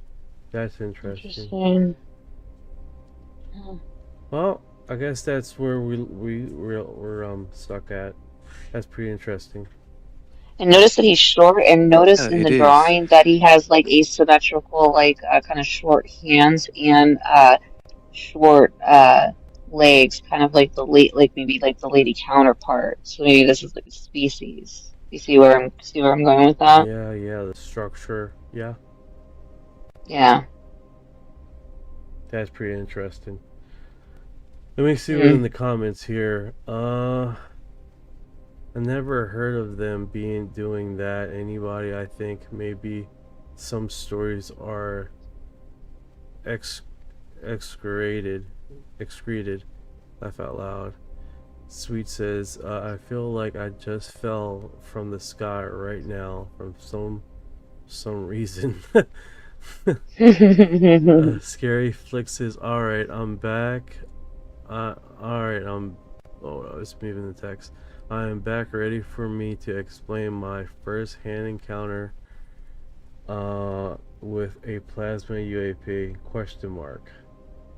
Alright, so he just came back. Scary. I don't know why I'm being ignored. I have proof, email from MUFON, and messages from NASA physicist Tom. No, we're just catching up with the comments, buddy. Hi, sweet Gazazo. Def want to hear your story. Yeah, when me and one of my friends saw groups, yeah, it's just, and I saw aliens that look like crab men that look KK. If he's still here, come, we're here. Plasma story. Absolutely. Yeah, 100%. He has orange fuzz. Yeah, this looks like he just took off. Can we request him? I guess he thought we were ignoring him. No, we were just going through his story. Hold Hold on, give me a second. Let me see if I can message him. Alright, I sent him an invite. Oh, you did? Okay. I had my own little encounter with one of those plasmoids. So I heard those things have a lot of radiation coming off of them. Those plasmoids. Oh, yeah. Oh, yeah. I had one come real close to me once. Oop. I pressed the wrong button here. I leave to your imagination to work out what this creature did to me. And please remember that those were the days in South Africa when apartheid was still ruling supreme. And I walked the valleys of South Africa afterwards, haunted by a double fear. The fear of the Mantindane and also the fear of being arrested by the police for having broken a strange law which was in force at that time. Let me tell you. That's rough. Yeah, he couldn't have intercourse with. Yeah. I think that's Yeah. probably why he's not doing the deed with females. Yeah. How you doing? Hey, welcome. Hey. Hey, mate. What's going on, brother? Just first off, I know you guys have probably already been down the rabbit hole, but are you guys familiar with like Rob Bigelow and like the National Institute for Discovery Science and Skinwalker Ranch and all that stuff? Yeah. Oh yeah, I'm familiar with Skinwalker Ranch. You guys familiar with like the poltergeist activity that followed a lot of the scientists back and stuff like that? Yes. No, I'm not. I'm actually not. Do tell. You are though, Knight, right? Correct? Yes. Okay. So a lot of, well, just to fill them in real quick, a lot of these people were having, when they were reaching out to the other side, well, they were trying to contact spirits, but ended up just contacting like non-human intelligence, which they assumed were, you know, these UFOs started popping up. So they just kind of put two and two together and were like, hey, well, maybe this is actually something else, right? Not spirits, but non-human intelligence. Well, I'm just back. I'm sorry? Is that what you're referring to? The Hitchhiker effect? Yes, the Hitchhiker effect. Yeah. So, sorry, this just relates to my story. So, are you familiar with Dr. Stephen Greer, obviously, in the C5 contracts and stuff like that, the meditation work? Yes. Right. Well, I've been, following him and his, disclosure project for the past like 13, 14 years. And finally, I got a little bit older. I got a wife and kids. So stopped partying. And I was like, you know what? We've been doing a lot of barbecues out in the desert, and I live right here by Joshua Tree. And I was like, let's go do a barbecue. Let me go find somewhere really dark, right? Because I didn't really tell my family this, but I was going to try to do some C5 meditation, thinking that nothing was going to happen. And I drive out, I look out for the darkest place in the area. Joshua Tree was one of them, but we had already been there. So I looked up Borrego Springs, California, which is right across Salton Sea out in the desert. It's a Bordeaux level 2, which means it's pretty dark. I go out there with a barbecue with a campfire. I start doing some C5 meditation work, right? And I went out there. I had bought a high-powered laser, right? So I'm out there and I'm doing this meditation work. And I have never done this before. Hell, I've never even been somewhere that dark before. So I'm looking up and, my wife is like, hey, look at that star. The star is just kind of moving funny. And I'm looking at the star. I'm like, oh yeah, it is. Like it's going left, right? It's just kind of floating across space because it's high up there. I'm looking at other planes out there, right? In Southern California, so we get a lot of planes. I also have the sat app tracker and the plane trackers. So this thing was super high up in the air.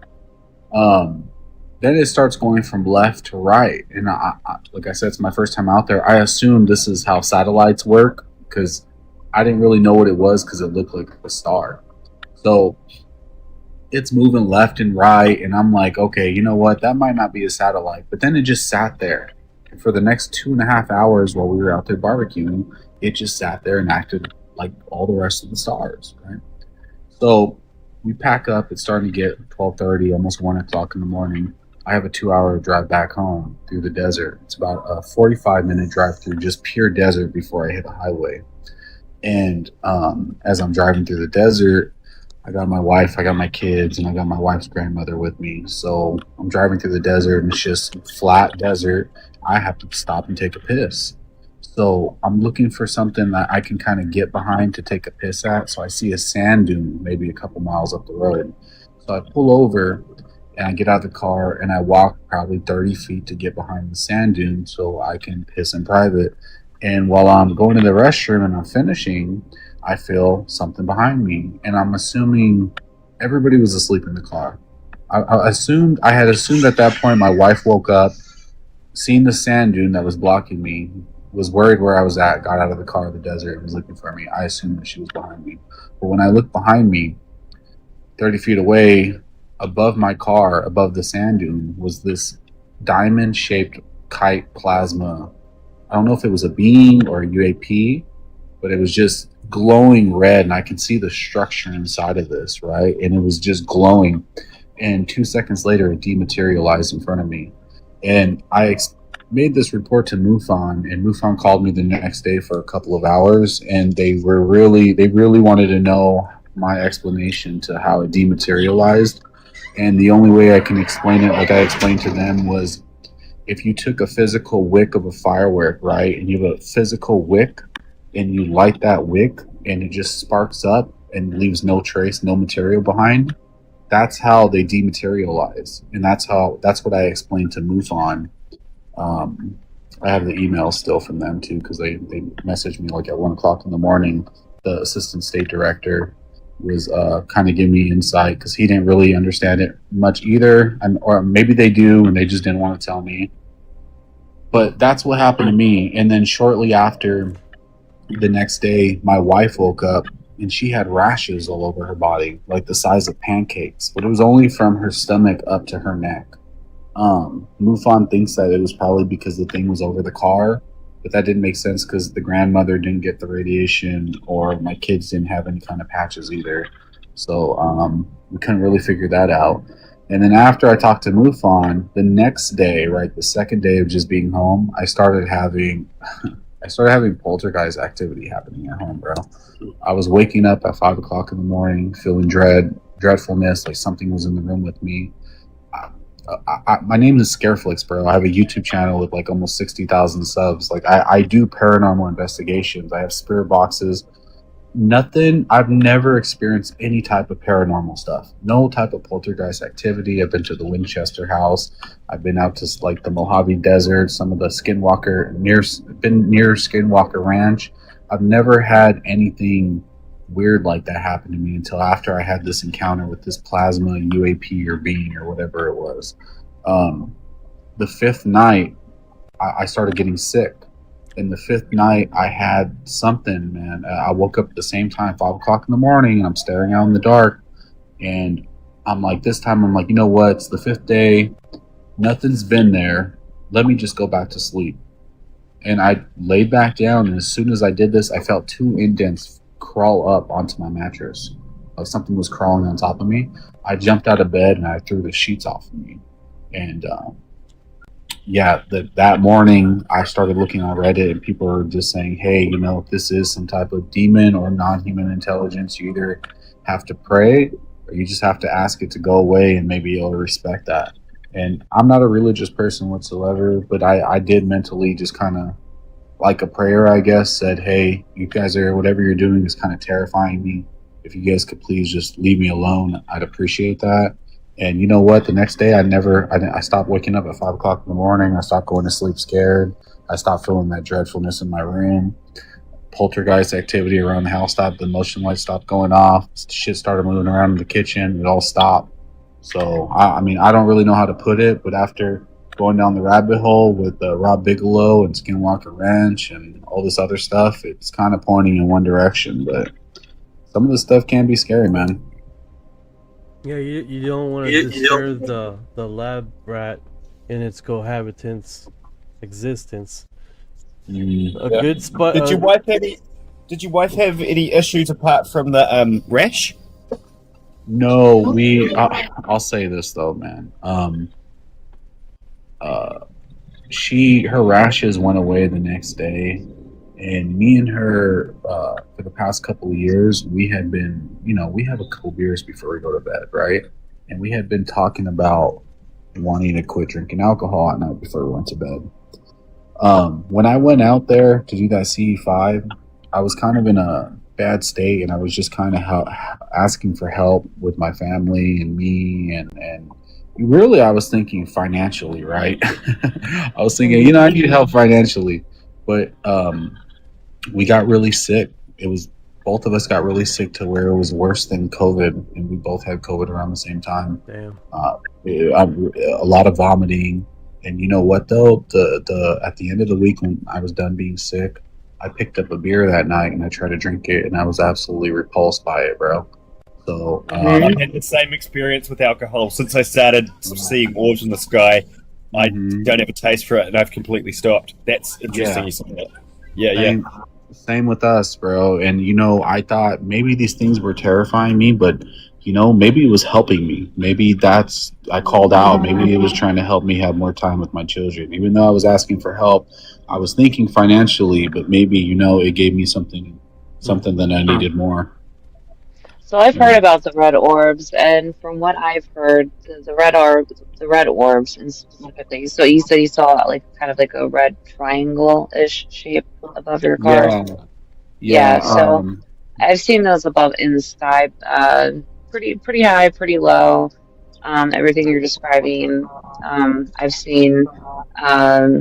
I live out here in Northern Virginia on the outskirts of Washington, D.C., and considering I'm so close to the city and where I live in particular, you can drive one way and there's just tons of forests, just deep forests, and you can drive another way and you're just kind of like in a planned urban development kind of mini city type of thing. I'll digress by saying that, every time I go outside, they're everywhere. They are everywhere in this area. And from my research, from what I found, the red orbs specifically, you can see they have like this triangle type shape almost. Yeah, you can that see the outlet. structure inside of them. Yeah, Kind of like a exactly. kite. Yeah, exactly. I've seen ones that change like different colors, and I have all kinds of pictures and videos of craziness. But the red ones in particular, I've heard that they are not great. They're not good. I don't want to say they're malevolent in nature, but I have just, always, I've heard, I've never encountered, but I've heard that they are not the good guys in layman's terms, so to speak. Yeah. But that's interesting about the alcohol. My experience with the alcohol is, I drank what I thought was socially for many years.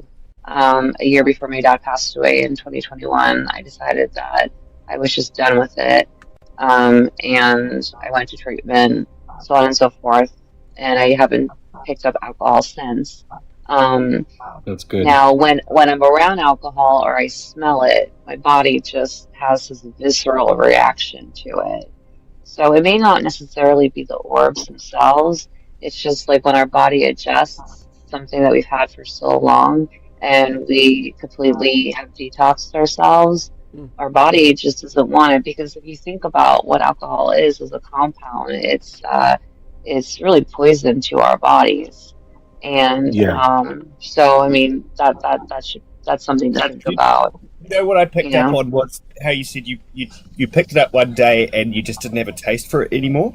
That was my experience. Like, I'd gone from having a few beers a night to the next night sipping a beer and being like, oh, all of a sudden this is horrible. Like, just incredibly shift unexpectedly too.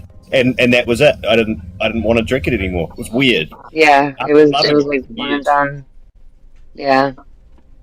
So. Yeah, and I still go out. I still go out. Like, I have videos of orbs materializing in the sky on my TikTok. I still take a lot of videos. I still go out. I just stopped doing the meditation. I bought a telescope, and I was like, you know what? Someone gave me some advice. They were like, if they want to show themselves to you, they will, but don't go meditating for them. And I was like, yeah, that's probably Yeah. the best idea for now. Because we don't really know what these things are, but I will say that plasmoids, I guess that's what the scientific name is, they have been in our Earth's atmosphere from what we know of since the 1960s, maybe even earlier, and we've been studying them. They were in our upper Earth's atmosphere, but for whatever reason, in the fall of 2024, they decided to come down to our lower Earth's atmosphere to eyesight level, and nobody knows why. So Yeah. there's a little nugget for you. Yeah, it's throughout history. And they're they've been around highly, for a long time. yeah, and they are very much full of radiation. They're highly radioactive. But yeah, So they're also like Real really calm. sensitive to your emotions, how you interact with them, a lot of that. So when you say that, hey, I would like you guys not to be around me or near me or blah blah, they will respect that. And also that in history, like obscure history, like the South Korean, when we were over there, they had where they made relationships with these small communities in Korea, and where these things would show up and protect communities of American soldiers coming into those communities, like attacking them with lightning bolts and stuff like that. So that's, and then as soon as what was it, Ukraine, the same ordeal. There was a guy that was a pastor that got on his knees and starts praying, and these orbs would show up and hit a few Russian tanks that was coming towards the church, but they're not connected to belief system, which is weird about that, because atheists are receiving these encounter different denominations, flat earthers, round earthers, hollow earthers. It doesn't matter. It's like it's the connection. Yeah, it's the consciousness. It's not about religion, and that's what I try to explain to some people. Is I don't think it's like angels and demons. I just think that's the only terminology we could, explain it back then. That's the only way we could. Like, it's like they used to call them chariots on fire because that's the only way they could explain a UAP. well, I know that the Sumerians used to interact with them a lot. If you look at their drawings and whatnot, and something interesting that you said, I from my research, the plasmoids, they do defy the laws of physics, and from what I've heard, it sounds like your orb literally collapsed upon itself, if that makes sense from a physicist standpoint. Does that make sense?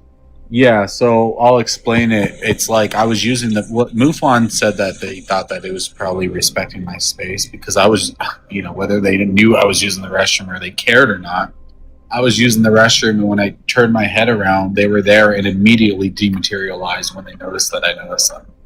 So it was like if they were watching me, and it was like, as soon as I turned around, I looked at it, and then it just went like it burnt up. It was crazy. Wow. I do have the email from MUFON. This is from the assistant state director. I have this in my book, but if you guys would like, if you want, I could read what MUFON said to me, what they think their thoughts were on it. That'd be cool. He just says, "Hi, I just wanted to follow up with you about our talk this evening to ask a rhetorical question. Is there any significance to you with any or all of the following: the color of the kite, the shape of the kite, the idea of the kite itself?" Because I told him it was kite-shaped. He said, "My hunch is that there's some meaning for you personally that will only make sense to you. Whatever it is that you reach out to when doing C5 seems to be personal in nature and presents itself in different ways to everyone. One school of thought is that the phenomena reflects you back at you. Another school of thought is that we're opening ourselves to a greater consciousness and understanding of the universe itself. Some might believe that these things might be loved ones from our past. Some people might see them as beings of sorts. There are so many different interpretations. I just wanted to impart to you that it might take some pondering, but you'll likely find something bigger in what you saw aside from seeing of it. On one hand, it might just be the proof you're looking for, but on the other hand, that proof usually shows up in a meaningful way. Disclaimer, these are my personal thoughts and not of MUFON, just from me to you. And P.S. Always ground yourself in the idea of a feeling love. when practicing this type of meditation. And if you feel a little off or have any down, refrain from the exercise until you're back to your regular self. I would also suggest to limit the amount of times per week when you start. I'm no expert in CE5, but I have enough understanding of it to say it's like anything else. It takes practice, but don't overdo it too fast. I also don't typically say any of these things to people, but since you're doing it, I thought I would offer some things that might be helpful. Assistant State Director, MUFON, Mike J. Risa. What an amazing email to receive. Just to pick up on that I saw a pink orb last year taking a wee outside, and it was hovering over the garden of my neighbours. And I was like, oh my god, look at that. And it disappeared. And so I shot at this thought, no, I want to see you come back. And it reappeared. And then behind me I heard all these like cracking of sticks, and it sounded like something was approaching. And I thought to myself, no, that's a trick. It wants me to look away. But then the cracking of sticks got louder, and I had to look. It was 3 o'clock in the morning, and it was completely quiet. And I look around, nothing there, and then I turn around and the thing had gone. And I sort of thought about what was that? And I'm pretty sure it was my grandmother. I don't know. I don't know what it was, but felt very much like it was my deceased grandmother, who I feel like is, if anything, like a guardian angel. That's where I got with it. Well, I will say this, the orbs got to be too much for me. I saw these orbs turn into planes and drones. It got way out of control, and I'm a pretty grounded person here. So me and my partner moved out to Great Falls, Virginia, and if you map out that area, it's a very heavily wooded area. And I would see them, so did my partner. He would videotape them too. And what I realized about the phenomenon is they hide in the trees. They really like trees a lot. Especially during the winter time and the fall. Now I know trees are a remarkable, archetype. They have like their roots. They're all connected. Like if one tree is sick, they'll literally send like a form of antibiotics through the root system underneath to the sick tree to heal it. So they're quite amazing. And they also produce, through photosynthesis, they produce, energy. So there's that energy harvest there that turns, carbon monoxide into, oxygen, right? So, I don't know, I think there's something to that. And the amount of pictures that I've taken at night into the vast darkness of the forest, because his family's estate sat on about 6 acres of land, and so there was trees all around us, and our closest neighbor I would say was about an acre behind us, and then the other one was, I want to say, maybe 1,000 feet down the main entrance. But it was like within eye shot, but they were never home. But you wouldn't be able to see them if the foliage was full, if the trees had leaves on them, so on and so forth. But yeah, the phenomenon is very weird. I've seen some very weird stuff with these orbs. I've seen all types of shapes and colors, but the triangle ones in particular, they kind of remind me of the Eye of Horus, because when I see them up above, it almost looks like it's an eye in the middle looking down on you. I don't know if you ever noticed that. And normally I don't see the red ones. I just see, these white triangles with, this bright light in the middle of it. Now, the closest orb that ever got to me was a little green orb, and it literally, I blew it up. I went inside. I ran inside. I had a 5-level townhouse in Ruston with my partner, and I was sitting on the loft, and I was just, watching these things from above, and one started to get really close to me, and it kind of freaked me out a little bit, but I sat there and I watched it, and I was filming it, and then I just ran inside the house, shut the door, closed the blinds, and ran downstairs to the first level. So I started messing with the picture, and I could see with my naked eye inside the orb, or the plasmoid, should I say, and it looked like it had like a little dude inside of it, like a little green dude. And sure enough, I don't know if it was because these things, like if you look at them or take video of them and slow it down, they change forms very fast. Like they're almost like morphing into different types of, I can't really explain it. They're just constantly in motion, I guess is the best way to put it. But when I freeze framed one of them and kind of blew it up and played with the contrasts and whatnot, sure enough, there was like a little green dude inside. And Night also do that email. It's kind of it's a little humorous and kind of hilarious. But I have tons and tons of footage, and like you, unlike you, Scareflix, like, you know, I never did the CEI stuff. I never meditated towards them or anything like that. I did talk to them for a little while. That's when stuff got a little weird for me, and I stopped. But yeah, I'll still take pictures, and if I see like a bright light in the forest, or actually ran across a red light most recently, I think about a month ago, and I blew that up, and that was a little scary because I saw behind it what looked like to be like a translucent gray. I'm not even kidding. Night, I'll send that to you too. It was wild. It was wild. So I mean, I have all kinds of footage of all kinds of stuff, but the weirdest of all is sometimes my footage is removed from my phone, and I'm not the one who deleted it. So Oh wow! maybe with that. Oh yeah. So I kind of noticed some of that too. Like some of the past videos, I have like one video, and I was like, I could have sworn I had like 5 videos of these things, and you know, I can't find any of them.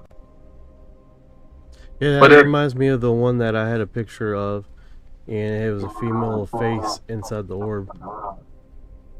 Yeah. How much do you, Night? It seems like you do trust the AI a lot, right? Yeah, do the research. Okay. So I had tell me. Okay, I forgot to mention this part.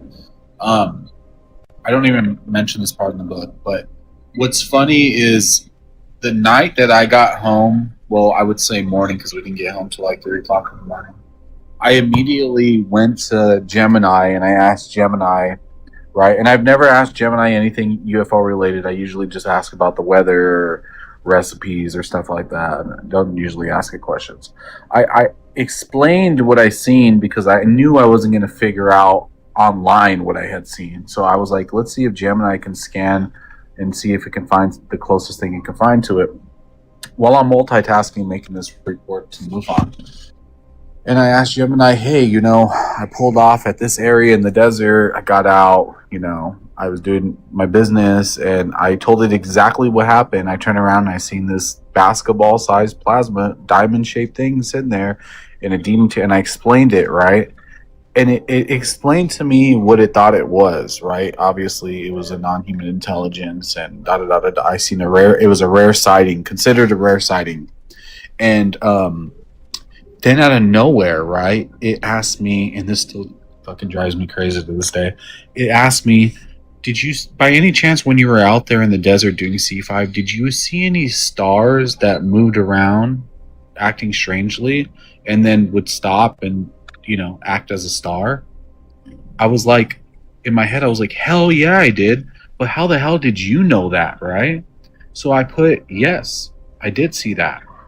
And it said, those are usually motherships, right? When you're doing CE5 and you start to see those out in the sky, the mothership's picking up on your CE5 meditation, and they're zoning in and vectoring on your location.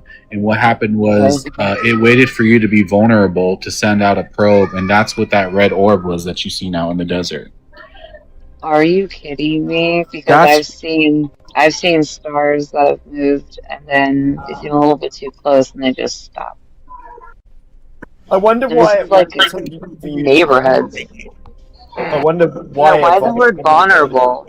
Yeah. Yeah, why the word vulnerable? Yeah, I don't know. I also don't know why I even suggested, like, if I seen anything like that, because that's exactly what I had seen previously before he packed up and left. It's machine intelligence, so it has an awareness of all the other reports similar, and there must be aspects that it's trying to correlate your report to the similar reports that it has read through. So in those reports, there must have been that kind of mothership activity prior to a diamond-shaped orb descending. So it's just ticking boxes. I also did tell MUFON, and they didn't disagree. They didn't agree, and he also didn't disagree. He just said that he did agree that he thought whatever did come to like inspect me was probably a probe checking out, what was making that call out. That's what he told me over the phone. We had like a 2.5 hour conversation over the phone. Interesting. And you trust this organization?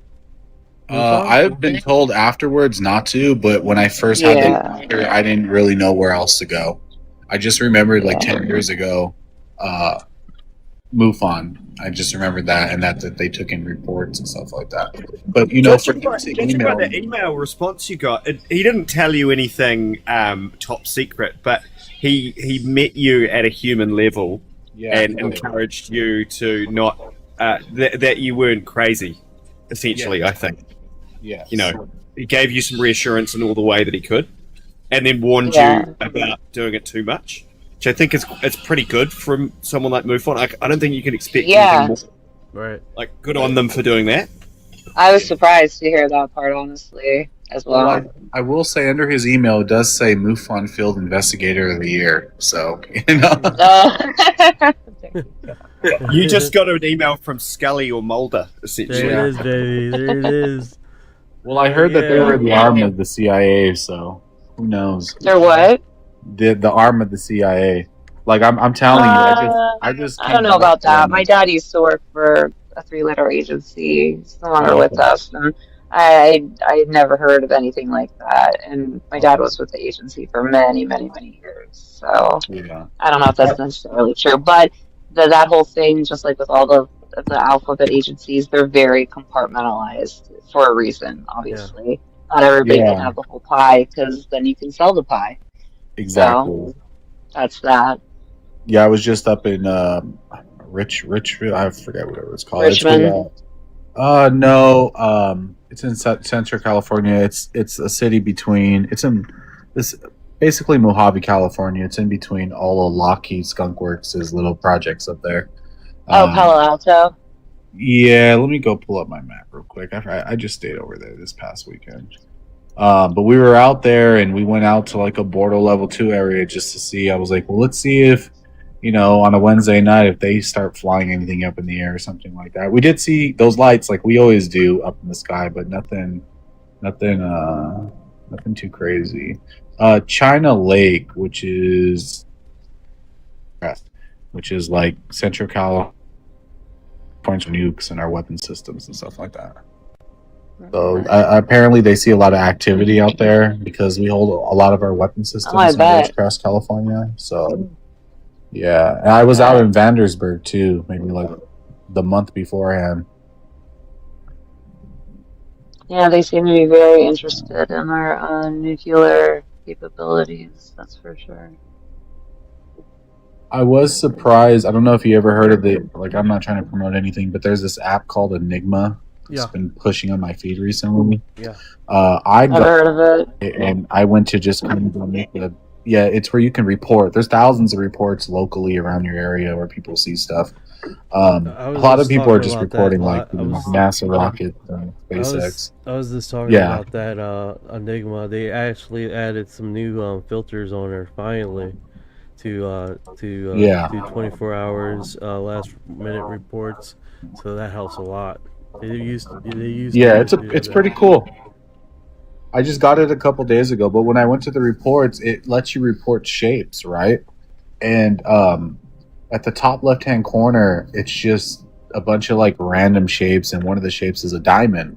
So I went in AI and I was like, well, there's like 30 shapes here. What's this diamond that's like, it's a collection of 3 one's a diamond, and it's the only ones that are by themselves with like 3 different shapes. And AI said that's like one of the rarest sightings is like a diamond shaped plasma UAP or something like that. It's the most least reported out there. Really? Yeah, I don't know why it was red though. It just did kind of feel a little sketchy. I was always taught growing up when you would see blue spears and it was supposed to be Ra and the Law of One, and you know, blue spears were like the good things that you'd see. So when I seen that thing that was red, I was kind of like, well, that was badass, but you know, what was it? I don't know. When I saw my little red Orby this last time, it was actually on the ground.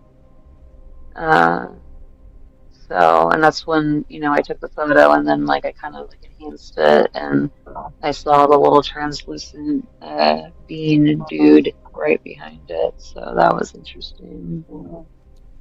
I've got an agreement with myself that if I see anything, I won't take a picture, and that's allowed me to not panic emotionally when I see stuff, being like, "Oh, where's my phone?" It's not part of the deal for me. And that pink orb I saw was, I guess, kind of like a sheet of paper. It wasn't square, but it felt very two-dimensional, and the quality of the pink was extremely vibrant, but it cast no shadow. It was odd.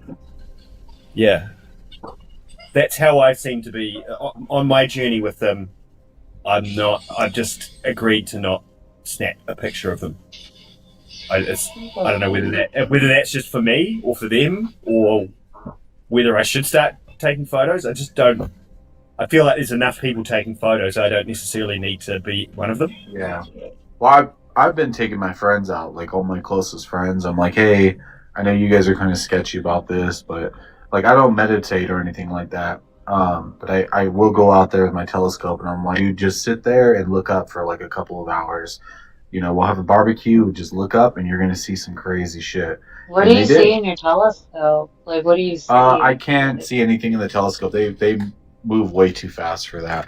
Really? It's just like I have a video on my TikTok right now. I still use the laser because it kind of like if I see one out there and I shoot the laser, a few more will materialize after it. Yes, and I don't do that. I don't mess with them like that. Yeah, I'm too scared. Lasers. I guess. Yeah, you got to get a high-powered green laser because they go about 20 miles in the air. You have to be careful. Don't point. That's why you have to have app trackers, right? Because you don't want to point at any planes or anything like that. Because that makes sense. But you can distinguish what is through the apps, what is and what isn't supposed to be there. And then you don't point it at them directly because obviously no one wants a laser pointed at them. Like if you see you do a little circle or blink it a few times to vector yourself to be like, hey, this is where I'm at. They'll show themselves out there and they'll do some crazy stuff. And you know, my friends are believers now. It's like all my friends want to go out there now with us to go see this type of stuff. I will say though, Mufon did say one thing to me over the phone. So Dr. Stephen Greer, he sells these tickets. It's like $1,000 to go out to the desert with him to do some. I've heard. Yeah. But I was told that the reason why he doesn't tell people about the paranormal activity is because he wouldn't sell seats. Right? This is somebody off of his like personal Discord that told me that in a personal message. They were like, if people found out this paranormal shit would happen to some of them, they wouldn't go do all this stuff. And you mean like call them home and stuff? Hitchhiker. Yeah, like go do C5 with them and do it's group meditation work where they group call them together. And he preaches that none of them are bad, right? But he does all these rituals and seances before they start to protect themselves. Yeah, he just dropped a new Tubi's free. It's a free app. I know Tubi. He just did a new one a couple days ago called C5 Experience where he took 700 people out to Arizona. And they did a C5 all together where they meditated together and something popped up and they got it all recorded in 4K cameras and everything, right? So, but Mufon told me don't do that. That's bad because you don't know what other people's intentions are. And if somebody has a bad intention, that could Makes affect sense. the rest of the people in the group. Makes sense. I didn't think about that. Yeah, they said don't do it with people you don't know. Just go with your loved ones. So I usually go with people that I love and stuff like that. There was one really creepy aspect to that. The end of after that pink orb encounter, I was quite freaked out because of the snapping kind of twigs behind me aspect of it, and it was a beautiful clear night, and I thought, well, I'll just stay out here a little bit longer because I want to be bigger than the fear of it. And it was super quiet, and I heard this child's laughter, like off in the distance, like a manic laughter. Oh hell no, yeah. And that sent a shiver down the back of my spine. And then I was like, I'm still staying out here. I'm not going in for a few more minutes. And then I was like frozen in place, like it was like, cold sweat stuff. And I asked AI about all of that, and it kind of suggested that it's neither good nor evil. It's just there might have been an observer looking at seeing your reaction and laughing at you. Yeah. Okay. I heard what time of night? At 3 in the morning? What's a child doing out at 3 a.m.? Well, it's exactly. And then I looked around, and it's like where there's where the direction it came. I live next to a Bible college, and it was coming from the Bible college. Oh, okay. Kind of like a little gremlin child laugh, like not a child, but something small and far away. Yeah. Creepy, right man. In the middle of the night. I will eat your heart. Yeah. Yeah. Yeah, that suck. Yeah, creepy, man. Super creepy. Hey guys, did you find anything interesting? I'm sorry. Did you find anything interesting? There's a I see you few looking at diamond. the- There's a few diamond ones. I did the filter, but there's no video. I can't find videos. I'm only on one slot. I have a video of what I seen. Someone actually sent me today that heard about my story. They sent me a video. It's an older video too, so it's not AI bullshit. It's like a minute and a half long, but some kid's looking out his window and he's like, "Oh fuck!" and he zooms in, and it is the same thing I seen except it's sideways, but it is a diamond red shaped glowing plasma thing in the sky, and it just shoots off. I can send it to you guys through TikTok. I have it uploaded. I don't know how to do it. I don't know how to message you personally though. Yeah, that's SpaceX. That one is. Oh, a satellite train. Yeah, satellite train. All right, guys, I am shutting down. Thanks for an amazing live night. Always great, dude. Yeah, man, we went the You're the man. distance, man. It was like four and a half hours here. Woo. Yeah, thanks for having me. We should do this more often. He left already? Okay. Yeah, I guess I think he's trying to probably send you that video. He might try to press something to get a share, and it fell. Oh, he's in the chat. He said, "Take it easy, guys." Nice to meet you, Scareflex. Nice to meet you, Scareflex. Yeah, man, it's been long and live. But well, what time are you gonna be on tomorrow night? It's usually the same time, around 9 p.m. 9. All right. Well, let's pick up where we left off with this video, and maybe do a little bit more investigating into these short little red armpit-haired beings that seem to have high proclivities to Almost something. definitely. Sandra has Alright. jokes. Sandra's only 2 a.m. It's like, Jesus. Usually I'm like shut down at like 1:30 doing one of these. Alright, guys. I'm gonna go bed. Yeah, so I've been like this, doing the coffee in the morning and then the protein in the afternoon, and see if I can level out. So it seems like it's working. All right. Well, I guess we'll meet back here tomorrow. What coast are you on, mate? Are you East Clear Coast, West Coast? East Coast. Okay, me too. Cool. All right. Well, I shall see you tomorrow at 9 p.m. Nice. All right, take care, guys. Thank you for All right, dropping take by. care. Stay safe.